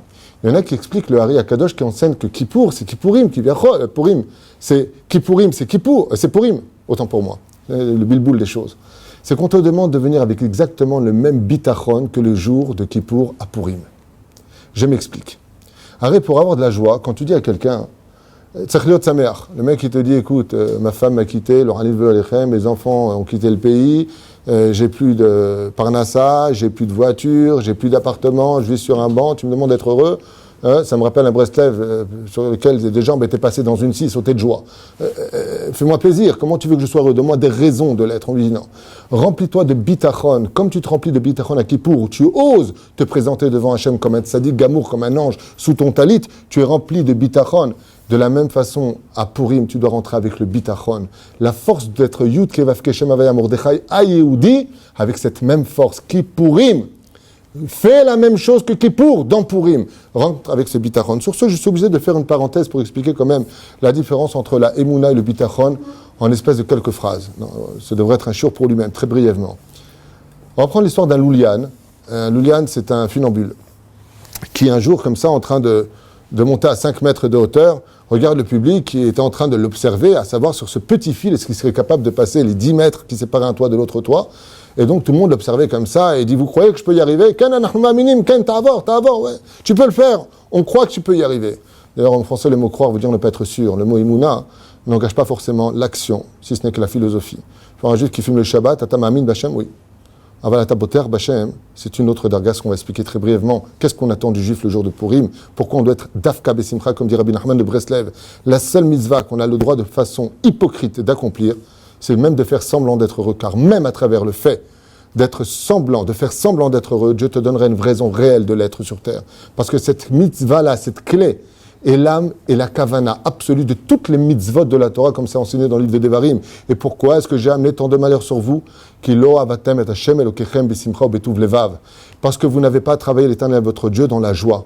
De là, le Ben Ishra explique car Hamisha Chumshe Torah, Hamisha Otiot Simcha. Toute la Torah est là pour te donner de la joie. C'est pour ça que le jour de deuil ou le jour de Shabbat, on n'étudie pas cette Torah pour descendre notre niveau de joie. Donc si on n'a pas de joie, on ne peut pas y arriver. Et cela, pour avoir de la joie tous les jours de notre vie, alors que les épreuves sont de plus en plus dures, comme c'est marqué dans Sanhedrin, à la fin des temps, les épreuves seront si nombreuses que la seule épreuve, comme dit le Rav Dessler, ce sera l'épreuve de la Emouna. On passera du bitachon au shlav de la Emouna. Est-ce que tu es encore ma'amin? Est-ce que tu tiens encore le coup dans cette épreuve? Ça veut dire, en d'autres termes, si je devais changer mes mots, est-ce que tu gardes le sourire? Est-ce que tu es capable de ressembler au Joker, Batman, pour ceux qui se déguisent? C'est toute l'histoire de notre peuple. Alors, ce Loulian, vous savez, ce mec était en train de passer d'un fil à l'autre, le funambule. Tout le monde dit, ouais, tu peux y arriver. Alors, il a monté comme ça à 10 mètres de hauteur. Et là, je peux y arriver. Ouais, ma minime, Ken, t'avors, tu peux le faire. Alors, il est monté à 25 mètres de hauteur. Et là, tout le monde, ouais, nahnu ma'aminin, mal tefahed, n'aie pas peur, tu peux y arriver, on est ma'amin. Il a dit, si je mets une chaise sur mes épaules et que je regarde vers le ciel, je peux y arriver. Il y en a un qui dit, Ken, on dit, batouar, je t'atzliach. Ah, à ta batouar, t'allais à la kissé. Si tu es batouar, alors toi, tu monteras sur la chaise qui est sur mes épaules à 25 mètres de hauteur. C'est le bitachon. Est-ce que tu es capable de monter en équilibre face aux forces du mal et de dire, Bémet, ani yoshev po? Est-ce que tu es capable de t'asseoir à ce niveau-là et de dire, Bémet, ani arshab, lo ma'amin, et ani boter bachem? Et c'est exactement ce que nous dit le Hari Akadosh. Kippourim, comme tu rentres avec tellement de bitachon, les mains sales de toute l'année, tu rentres comme ça, le jour de Kippour devant Hachem, pensant que tu te fais pardonner, mais quel chutzpah tu peux avoir? Vous savez ce que répondent tous les juifs? C'est pas un jour on est ma'amin qu'on sera pardonné. C'est un jour on est batouar qu'on sera pardonné. On est sûr qu'on sera pardonné. Vayafochu, on sera capable, Bezrat Hachem, de renverser toute l'histoire aussi le jour de Purim. Est-ce qu'on est capable de renverser la nature et de dire que là, Béhémet, c'est Hachem? Est-ce que Béhémet, on est capable de dévoiler à Kadosh Baruch Hu dans la proximité si intime dans laquelle, contrairement à ce qui est enseigné dans tous les livres, les gens se trompent, excusez-moi, avec tout respect que je vois à tous les rabbinim qui ont écrit ça, ils disent que le seul livre des 24 livres de la Bible sur lequel il n'y a pas le nom d'Hachem, c'est le Megillat Esther. C'est pas tout à fait juste, excusez-moi. Vous avez aussi Shir HaShirim, et celui qui ne sait pas qu'il n'y a pas Shir HaShirim, il ne peut pas comprendre la Megillah, parce que Shir HaShirim, c'est l'histoire de l'amour du peuple et de la Shrina. L'amour, non pas, et là je vais peut-être vous choquer, je sais que je vais vous choquer, non pas allégorique, non pas imagé, mais les Mekoubalim ont écrit Ze Behemet Ahava Mitit, rationnel. Par contre, on ne le voit pas, c'est tout. L'histoire de Shir HaShirim Nishikot Piou, Kitovim Dedechamiyain. Tu es proche de toi, mon amour, tu es comme le goût du vin. C'est vraiment une histoire où le nom d'Hachem, tu ne peux pas le prononcer. Vous savez pourquoi? Parce que quand un homme il tient sa femme dans les bras, il ne lui dit pas Valérie. Il l'appelle pas par son nom. Il lui dit, tu sais combien je t'aime. Il n'y a plus de notion de nom. Le nom disparaît. Comme dit la halakha, quand tu bénis quelqu'un, tu n'as pas besoin de lui demander son nom puisque tu le vois. Quand tu es capable de voir Hachem alors qu'il se cache, le nom d'Hachem n'a pas besoin d'exister ni dans Shir HaShirim, mais surtout pas dans la Megillat Esther, puisque tu es tellement proche de Dieu que tu n'as pas besoin de lui dire, dis-moi, toi, un tel, puisque tu es déjà là. Je te vois, donc je te parle directement. Baruch Ata, il n'y a pas besoin du mot Hachem. Tu es déjà là, toi qui es là. C'est toute la différence. Alors il faut rentrer dans cette notion extraordinaire de Purim avec le même bitachon que nous avons la force de croire de tout notre cœur, de nous élever à ce niveau-là, de dire Behemet HaKadosh Baruch Hu, Islach lanu chatanu lefanecha rechem alenu. On a fauté à Hachem, tu peux nous pardonner, on le dit en chantant. Les Chachamim, ils te disent, tu sais pourquoi tu le dis en chantant? Parce que dans la Emouna, tu ne peux pas le chanter, tu as peur. Yom ha'ir'a, Yom ha'pachad, Yom ha'be'ala. Comme on le dit d'ailleurs dans le Tikkun de Rabbeinu Nissim, le jour de Kippour, Yom ha'shoah. Ça fait extrêmement peur. Et qu'est-ce qu'on dit nous? Tu es en train de chanter tes fautes, t'es malade. Celui qui est boter b'Hachem, il arrive automatiquement au shlav de la simcha. Et celui qui fait tchouva, comme on m'a posé la question ce matin, on m'a dit dans cette génération, il faut faire tchouva, be'ahava ou be'ir'a, amartilo be'simcha. L'osé ve'losé. L'osé, velosé. Ça, c'était bon pour beaucoup d'époques. Les fanav, na'avod be'irav ha'fahad. Avant, dans cette génération de chutzpah, la première chose que l'on doit faire dans sa teshuva, tu veux rendre le hu là où il doit être, tu veux être sa mère toute l'année. Hu, ça fait combien en gematria? He, vav, 5, 6, plus aleph, 12. Qui correspondent aux 12 mois de l'année. Celui qui est sa mère tout le mois de Hadar, vient d'enclencher la simcha de toute son année. Car chaque événement vient se fêter l'histoire de tout le cycle de l'année. Chaque fête vient engendrer exactement ce qu'elle aura comme influence sur l'année. Purim, nous disent les Chachamim, quand vient le mois de Hadar, Au Bishlalam Lavoz. Fais très attention parce que ce mois, si tu es Sameach maintenant, tu vas faire cet effort d'être Boter Bachem cette fois, d'arrêter de te plaindre et de dire enfin Baruch Hashem Ani Sameach, Baruch Hashem Ani Noshem. Je suis capable de expliquer, je remercie Hashem. Les Chachamim nous disent alors Vaya Afochu. Qu'est-ce que veut dire exactement dans l'absolu le mot Vena Afochu, exactement comme c'est marqué Vena Afochu. Qu'est-ce que ça veut dire exactement? Vous savez que dans la fin de la paracha, le maftir de Béchalach, qui clôture donc la 5e paracha du livre de Shemot, dans lequel nous voyons les enfants d'Israël quitter le pays d'Égypte et rejoindre son épopée des 40 années dans le désert, malheureusement par la suite, ou heureusement pour Moshe Rabbeinu, qui a eu le temps de vivre ses 120 ans, eh bien, vous découvrirez là-bas que l'histoire d'Amalek, c'est une guerre un peu spéciale, comme il a marqué dans le verset, Kiyad al-Kessia milchama be'Amalek midordor. Les mots qui manquent, c'est le trône divin. Nous avons tous, Baruch Hashem, un kissé chez nous. Dieu aussi a un kissé, c'est les pieds de la Malchut, Abraham, Yitzhak, Yaakov, et bien entendu David, la Malchut du roi David, Soukatano Felet, il faut ramener à Atara les Jushna, c'est-à-dire le Melech HaMashiach pour que le kissé soit complet, Mashiach Gematria Nachash, cette même Gematria que nous avions déjà expliqué dans un autre shiur, eh bien, Vena Afochu, qu'est-ce qui manque chez Dieu? Dans le mot kissé qui s'écrit Kaf Samech et Aleph, il manque le Aleph. Al-Kessia, le Shem Havaya, s'écrit Yud Ke Vav Ke. Qu'est-ce que nous avons chez Hachem? Le Yud et le Ke. Qu'est-ce qui manque donc? Le Vav et le He, plus le Aleph du mot Kissé. Donc quelle lettre manque-t-il réellement à Dieu pour que Dieu soit Shalem? Aleph, Vav, He. Venafor, Hu. Hu, c'est He, Vav, Aleph. C'est-à-dire que nous avons été capables, par le biais de la Simcha, de se remplir de Emunah Shlema, Bebitachon Gamour, que notre Teshuvah soit reçue, Keish Echad Belev Echad, parce qu'on a été capable, enfin, de recevoir la Torah, comme le Rav l'a dit tout à l'heure. Quelle différence entre le Har Sinaï et Purim? Là-bas, on l'a reçu Be'ir'a, on l'a reçu Be'ahava. À Purim, on l'a reçu Be'simcha. C'est toute la différence. Pas simplement par le biais de l'amour, parce que l'amour n'engage pas la fidélité, si elle n'est pas accompagnée de la crainte. Mais il y a quelque chose qui unit les deux, comme la Chokhma et la Bina. C'est le Da'at. La connaissance de la Simcha est une telle clé, dit Rabbi Nachman de Breslev, comme le Tikkun HaKlali qui vient enfin réparer ce que le Zohar dit. Il n'y a pas de tchouva possible. Et il n'y a pas de Tikkun pour celui qui a fait Zera, Levatala. Vient Rabbi Nachman de Breslev et dit il n'y a pas de problème sans solution. Il y a le Tikkun HaKlali, Gematria, Esther. Découvre derrière les Teilim ce qui se cache. Découvre derrière ta propre vie la pnimiout de ce que tu es réellement. Est-ce que tu crois vraiment que tu as raison de te plaindre? Une fois j'ai rencontré, je lui ai dit comment ça va? Il m'a dit à la panim. Panim qui veut dire en hébreu, pour ceux qui parlent hébreu, de l'intérieur, ça ne va pas. Je lui dis, qu'est-ce qu'il y a? Ta femme, c'est un problème? Non, Hazbe Shalom, tout va bien. Mais Hachem, comme je dis, tes enfants, ça va? Ouais. T'as perdu ton travail? Ça va pas, non? Je lui dis, mais comment tu te plains? T'es pas en bonne santé? Je lui fais très attention. Si tu n'as pas la simcha de remercier Akadosh Baruch Hu pour ce que tu as, alors tu peux être certain qu'il y a beaucoup de Aman en toi. Amina et Adat Tovara. C'est-à-dire que tu es devenu quelqu'un qui est passé à l'état d'homme après la faute et que tu n'as pas rejoint l'homme avant la faute, où tu es capable de dévoiler Akadosh Baruch Hu dans toute son essence. La reine Bezrat Hashem, ce Amalek qui est en nous, on doit absolument chercher à l'exterminer parce que le fait de le faire vivre chez nous, ça le fait vivre chez lui. Et les Mekoubalim qui expliquent, il dit quelle est la substance essentielle d'Amalek? Quelle est la substance essentielle des forces du mal? La peur et la tristesse. En hébreu, ça s'explique de façon absolue. Bon, tout à l'heure, on a parlé de la lumière, on a parlé du masque de la Neshama qui est le corps. Vous savez, comme l'explique plus de 154 millions de morts cliniques. Je ne comprenais pas ce que faisait mon âme au-dessus d'un corps. Sachez que le corps, ce n'est qu'un gant qui masque notre réelle existence. Là-bas, il y a marqué qu'il y avait le haïn du mot or, comme explique le Ben Ishraï dans le Chod Ben Ishraï Shana Rishona. Et nous avons perdu cette lumière du premier jour. Aïn, la Gematria, c'est 70. Aleph, c'est 1. Quand on retrait 70, 1 de 70, on obtient les lettres du mot Yagon. Et Yagon veut dire quoi en hébreu? Tristesse. C'est le nom qu'on doit avoir dans la Kavana de la Hamida au nom du Satan. Comment s'appelle le Satan qui est en nous? C'est la tristesse. Mishenichnas Adar, Marbim Besimcha. Commence à retrouver ta lumière, comme Rabbi Meir Balanès qui a marqué dans son Sefer Torah quelque chose qu'on n'a jamais vu ailleurs. Il a tronqué une lettre de l'histoire. Quand il a marqué là-bas, et Dieu a fit des vêtements de peau, il a marqué non pas Or avec Aïn, mais il a marqué Or avec Aleph. D'où son nom. Rabbi Nora est devenu Rabbi Meir, celui qui est capable de faire surgir de la lumière du premier jour dans le monde ici-bas. Pour ça, le Gemara nous dit d'ailleurs, à propos de Rabbi Meir Balanes, que l'Halakha ne pouvait pas laisser selon lui. Pourquoi?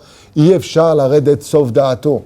On ne pouvait pas aller dans la profondeur de sa pensée. Da'ato. Pourquoi da'ato? Pourquoi on ne pouvait pas descendre dans la profondeur de sa connaissance? Parce qu'il était passé à l'état d'âme avant la faute originelle. Donc il a apporté la lumière du premier jour, d'où son nom, Rabbi Meir, celui qui a emmené la lumière, même vient du mot provenance. Et c'est pour cela que toutes les mitzvot de Purim commenceront toujours par le même. Même c'est la lettre du mikvé, mishte, mishloach manot, matanot laevionim, megillat Esther, vechan al zahaderer. Tout vient du même, qui veut dire provenance. Mais d'où est-ce que tu viens cette fête? Je viens de l'état d'âme avant la faute. Là où il n'y avait que de la simcha dans le monde. Et c'est pour ça que quand on veut recommencer l'histoire du tikkun absolu qui viendra réparer toutes les autres fêtes, la fête des fêtes, la couronne de toutes les fêtes juives, celle qui rejoint le jour de Kippour, l'homme qui vient réparer sa faute, ça veut dire que Kippour c'est quoi? Vous savez c'est quoi Kippour? C'est le jour du Etzadat, au moment où on faute, on arrête de fauter. On dit pardon, on arrête tout. Purim c'est plus grand, pourquoi? Parce que c'est avant que je sois arrivé à cela. Alors je perds mon da'at par le même processus qui m'a emmené à perdre ce da'at avant, par le biais de perdre le da'at, par le vin.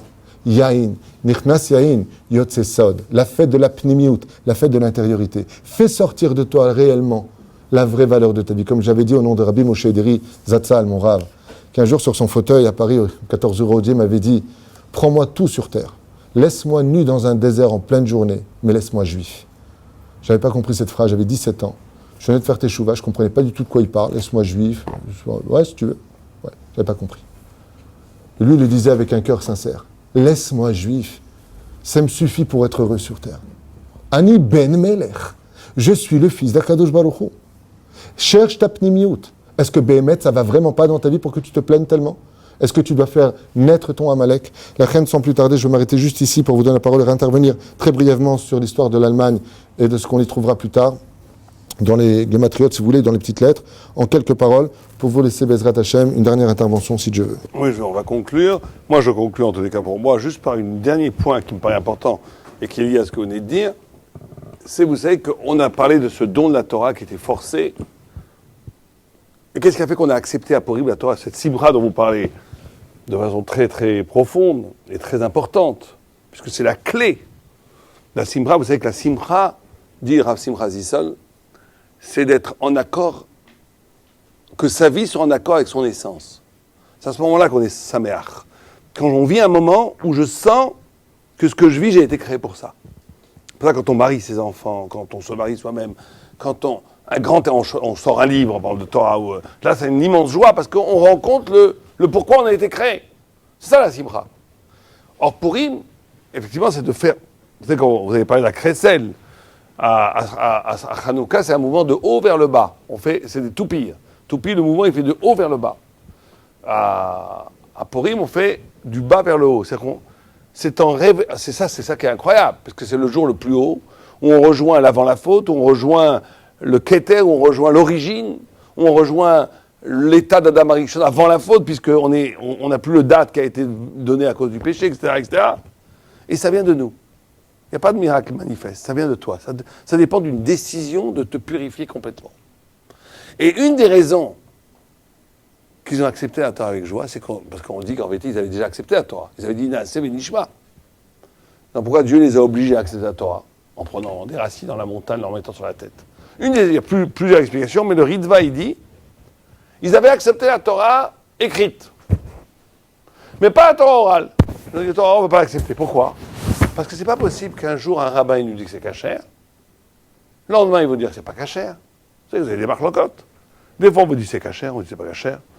Nous, on veut Dieu. Dieu, ce qu'il me dit, c'est vrai. Mais si maintenant, on va être dépendant de la Torah orale, la Torah orale, c'est l'autorité des rabbinim.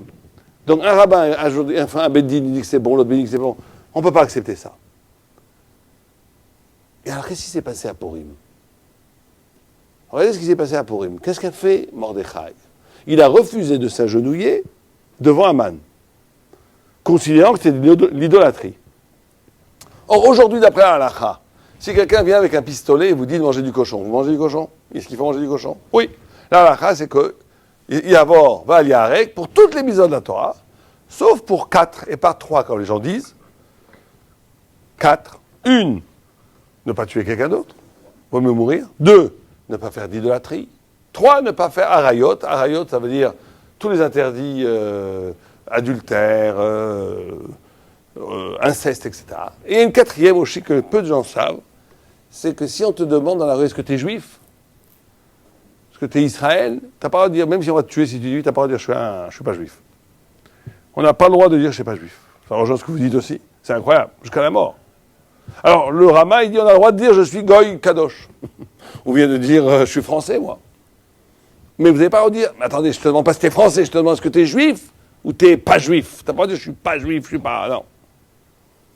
Peut-être un Cohen pourrait dire, je suis pas juif, je suis Cohen. Mais en tous les cas, on n'a pas le droit de dire 100% on n'est pas juif. Jusqu'à la mort. Quand c'est devant 10 juifs et qu'on veut nous faire transgresser la Torah, là, il faut mourir pour toute avérote. Et si c'est Shat Hashmat, si les goïms veulent détruire la Torah, il faut mourir même pour n'importe quelle petite avéra, c'est les halachot. Mais, si maintenant, aujourd'hui, il n'y a pas 10 juifs, c'est pas Shat Hashmat, on vous dit de vous prosterner devant un homme, sinon on vous tue.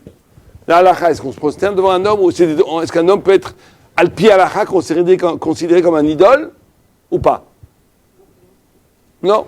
D'après la halakha, si je viens avec un pistolet, je vous dis agenouillez-vous devant un homme, eh bien il faut s'agenouiller. Pas d'après le Machlokes Rosh Rambam, mais en tout cas, il n'y a pas d'interdiction de s'agenouiller. Et d'après le Rambam, c'est pas qu'il n'y a pas d'interdiction, on doit s'agenouiller. Et s'il ne le fait pas, il est mitraillé ben afshos, il a fait une avéra. Parce qu'il n'y a pas d'idolâtrie avec un homme pour la halakha aujourd'hui. Mordechai, à l'époque, c'était une vie minoritaire, mais c'était le Gadol Hador, qui pensait que oui, il y avait une interdiction, qu'un homme pouvait devenir un objet d'Avodah Zara, d'idolâtrie. Et il a, regardez jusqu'à où ça va, il a mis en danger tout le peuple d'Israël pour un psak halakha qui n'est pas la halakha aujourd'hui.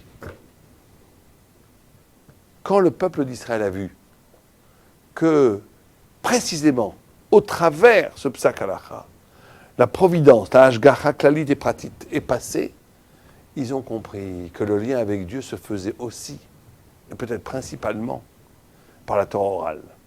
Et c'est pour ça qu'ils ont accepté la Torah Bessimcha. Alors là, on arrive à la conclusion de tout ce qu'on a dit en vérité. C'est que le tikkun qu'on a fait à Purim, on a dit il y a les 4. Là, on a parlé du tikkun pour le mishté, de rejoindre à une relation avec Hachem avant la faute au point où je vois le monde comme Dieu le voit. Il n'y a plus de mal, il n'y a plus de bien.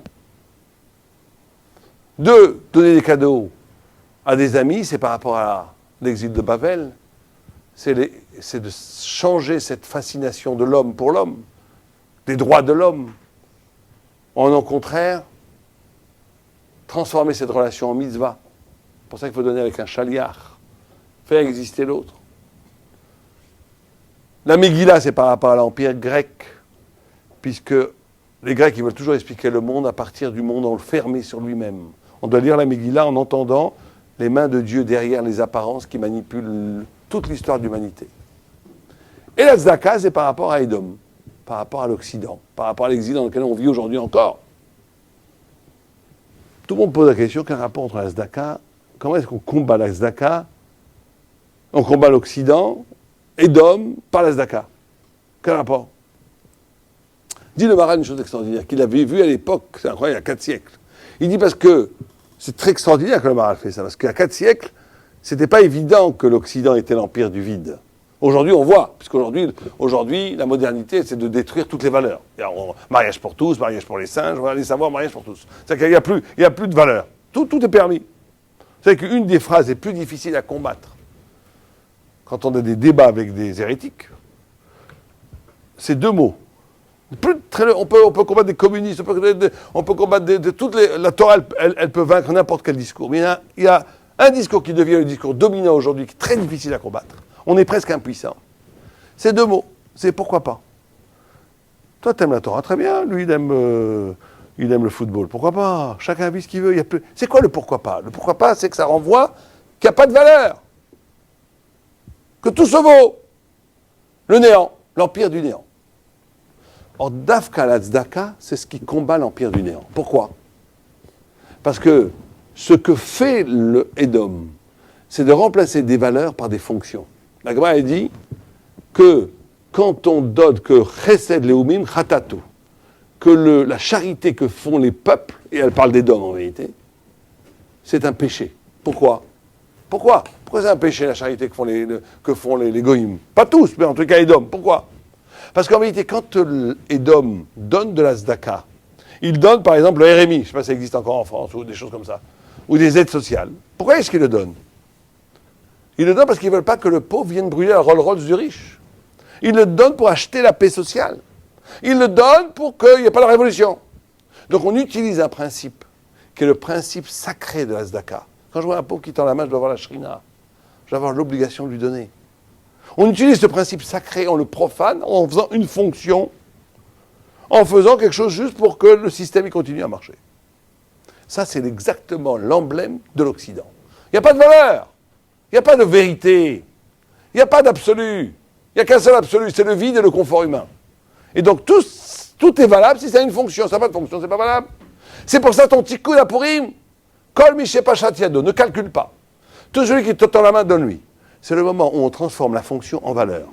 Où on dit, c'est le 4e tikkun. On dit, non. C'est pas le moment de dire, est-ce que ça vaut le coup de lui donner ou pas le coup de lui donner. Là, tu es dans la fonction. Tu lui donnes parce que tu es obligé de donner. Tu lui donnes parce que c'est bien de donner. Et donc, les tikkunim qu'on doit faire à Purim, c'est se poser cette question. Est-ce que j'ai une partie de mon existence qui est liée absolument au fait que je dois faire le bien sans aucun intérêt, sans aucune fonction? Quelqu'un qui vit pertinemment, tout le temps, continuellement, est-ce que ce que je fais, ça a une fonction, c'est utile, pas utile? Il est passé à côté de l'essence de la Torah. L'essence de la Torah, c'est de faire les choses parce qu'elles sont bien, en soi. Et à Purim, c'est ce tikkun-là. Juste une dernière histoire pour faire comprendre cette idée très très importante. C'est que quand Abraham Avinu a dit que Dieu était un et qu'il a créé le monde, qu'est-ce qu'ils lui ont fait Nimrod? Vous savez ce qu'ils ont fait à Nimrod, à Abraham? Ils l'ont mis 10 ans en prison. Notre père Abraham a été 10 ans en prison pour ses idées. Après, au bout de 10 ans, ils ont dit, tu crois toujours que Dieu existe? Tu crois toujours que le monde, que les idoles c'est du faux? Oui. À l'époque, dire que les idoles c'était faux, c'était comme dire aujourd'hui, il faut brûler le euro et le dollar. L'économie était basée sur le commerce des idoles. Donc c'était un danger mortel, Abraham. Tu crois toujours? Oui, je crois toujours. Ils l'ont mis devant une kifshan à Esh, devant une fournaise ardente. Et là, ils ont dit, tu crois toujours que Dieu est un, que les idoles c'est faux? Il dit, oui, je crois toujours. Et on le jette dans le feu. Et juste avant qu'on le jette dans le feu, Abraham dit une phrase incroyable que le Midrash Rabbah nous raconte. Il dit, En manik babira. Il n'y a pas de dirigeant dans le château. Dieu a créé le monde, c'est vrai. Dieu, il est un. Les idoles, c'est faux. Mais Dieu ne s'occupe pas de notre vie ici-bas. Abraham était arrivé à une conclusion fausse, qu'on appelle le déisme en français, comme Voltaire le pensait, du grand horloger de l'univers. Ça veut dire que Dieu a créé le monde, c'est vrai, mais il ne te regarde pas si tu manges du couscous, si tu manges caché ou pas caché. Il ne regarde pas dans les... Il a créé une machine qui marche toute seule. Il ne te regarde pas. Et à ce moment-là, on le jette dans le feu. Et dans le feu, Dieu se révèle à Abraham dans les flammes. Et il lui dit, Ani mani gabira. Je ne suis pas simplement le grand horloger de l'univers. Je suis le Dieu qui rentre dans chaque instant dans ta vie. Et il sort des flammes et commence toute l'histoire du judaïsme. La question, c'est s'il avait compris ça au début, s'il avait compris qu'il s'était trompé, que Dieu regarde pas, que Dieu a créé tout mais qu'il ne te regarde pas, il s'est trompé. Pourquoi il s'est jeté dans le feu? Il aurait dû mentir, sauver sa vie. De là, on apprend une chose extraordinaire. Que tu fais les choses pas parce qu'elles ont un résultat. Tu fais les choses parce qu'elles sont vraies. Tu fais les choses parce que c'est la vérité. Même si ça n'a aucun sens à tes yeux, c'est pas grave. Tu le fais quand même. Abraham était prêt à mourir pour la vérité, même si à ses yeux, cette vérité n'avait aucune répercussion dans la réalité. Et bien, un des 4 tikkuns de Purim, on a parlé du premier tikkun, de faire un tikkun sur le plaisir, tikkun de comprendre quand on lit la Megillah que tout vient d'Hachem, tikkun de laisser la place à l'autre par les cadeaux qu'on leur fait. Le 4e tikkun, c'est de remplacer sa vie de fonction en valeur. Je ne fais pas les choses juste parce que ça marche. Je ne fais pas les choses parce que c'est utile. D'ouvrir une perspective existentielle dans notre vie à nous, où je fais les choses parce que c'est la vérité, parce que c'est la vérité en soi. C'est les 4 tikkun qu'on a fait à Purim, Bezrat Hashem, dans la joie, comme l'a très bien dit Rav Tuitou, on y arrivera, chacun d'entre nous, à être en écoute avec Hashem par ces tikkun-là.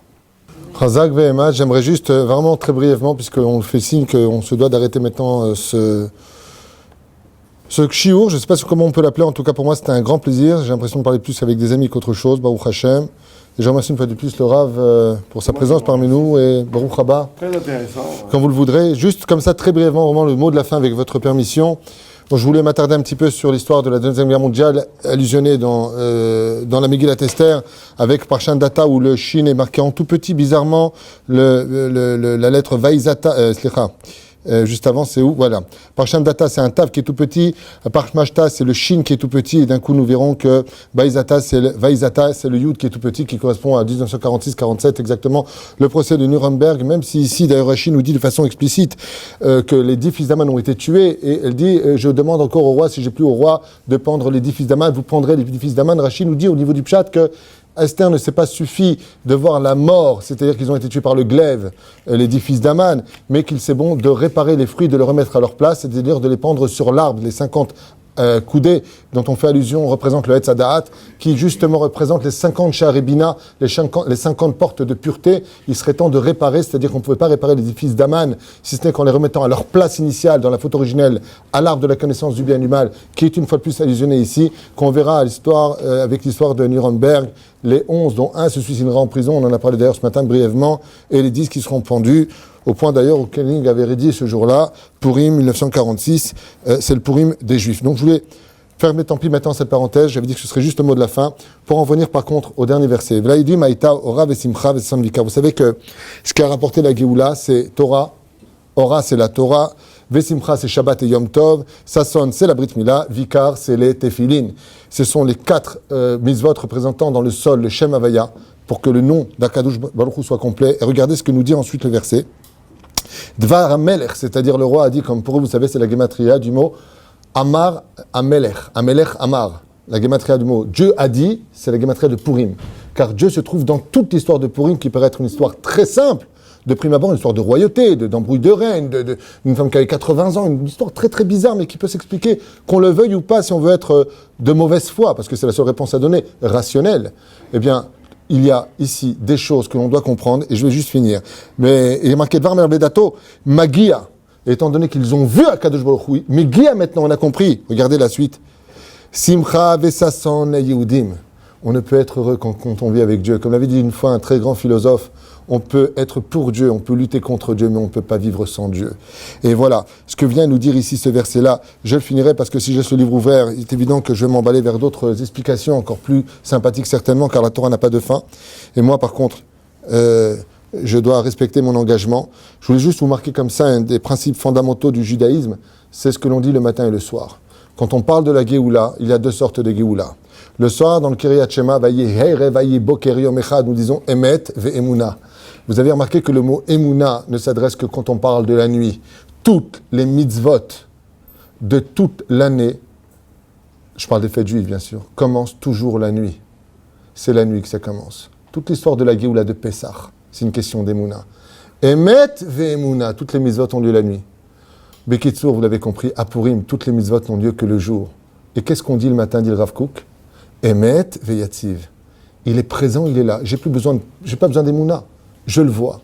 C'est ça la Megillat Esther. Le décalcage de la vie de chacun d'entre nous, depuis la création du monde jusqu'à la venue du Melech HaMashiach, vous êtes tous dans la Megillat Esther. Ce sera simplement à vous, comme le fit Mordechai et Esther, dont les premières lettres commencent par Aleph même. Esther, Mordechai. Et à la fin des temps, Eliaou, Mashiach. Pour Bezrat Hashem dévoiler le divin dans chacune de nos actions, dans notre travail, dans notre couple, et de dire, non pas au niveau de la Emouna, dans l'obscurité, en marchant comme des aveugles, et Med Emouna, une prière qui, je le rappelle, était à la base, même ça demande une réflexion dans l'Yerushalmi, facultatif, Arvit, c'est venu, et Yaakov venait de faire Mincha, et d'un coup, s'est couché le soleil, il a fait Arvit. Mais attention, ça demande de la Emouna dans le monde de l'obscurité, on peut encore se heurter à des choses. Aval, quand il y a marqué que le roi lui-même est venu, Vaïta laïudim ora vesimcha vesason veikar rabotai. Emet veyatziv. C'est la émouda du Emet veyatziv. C'est le jour où Bémet on fait bas les masques. On n'a plus besoin d'interdit, comme dit d'ailleurs Rabbi Shimon Bar Yochai dans la Gemara de Shabbat. Il dit si les lois n'en tenaient qu'à moi, écoute ma chère épouse, si les lois n'en tenaient à moi, Rabbi Shimon Bar Yochai, je ne mettrais aucun mouktsé. Vous savez pourquoi? Parce que Rabbi Shimon Bar Yochai, il avait rejoint la lumière du Zohar, celle du premier jour. Chez lui, il n'y a plus d'interdit. Chez Rabbi Shimon Bar Yochai, c'était Purim tous les jours. Même le jour de sa mort, on fête cette joie qu'on retrouve à Purim. Kol Tov.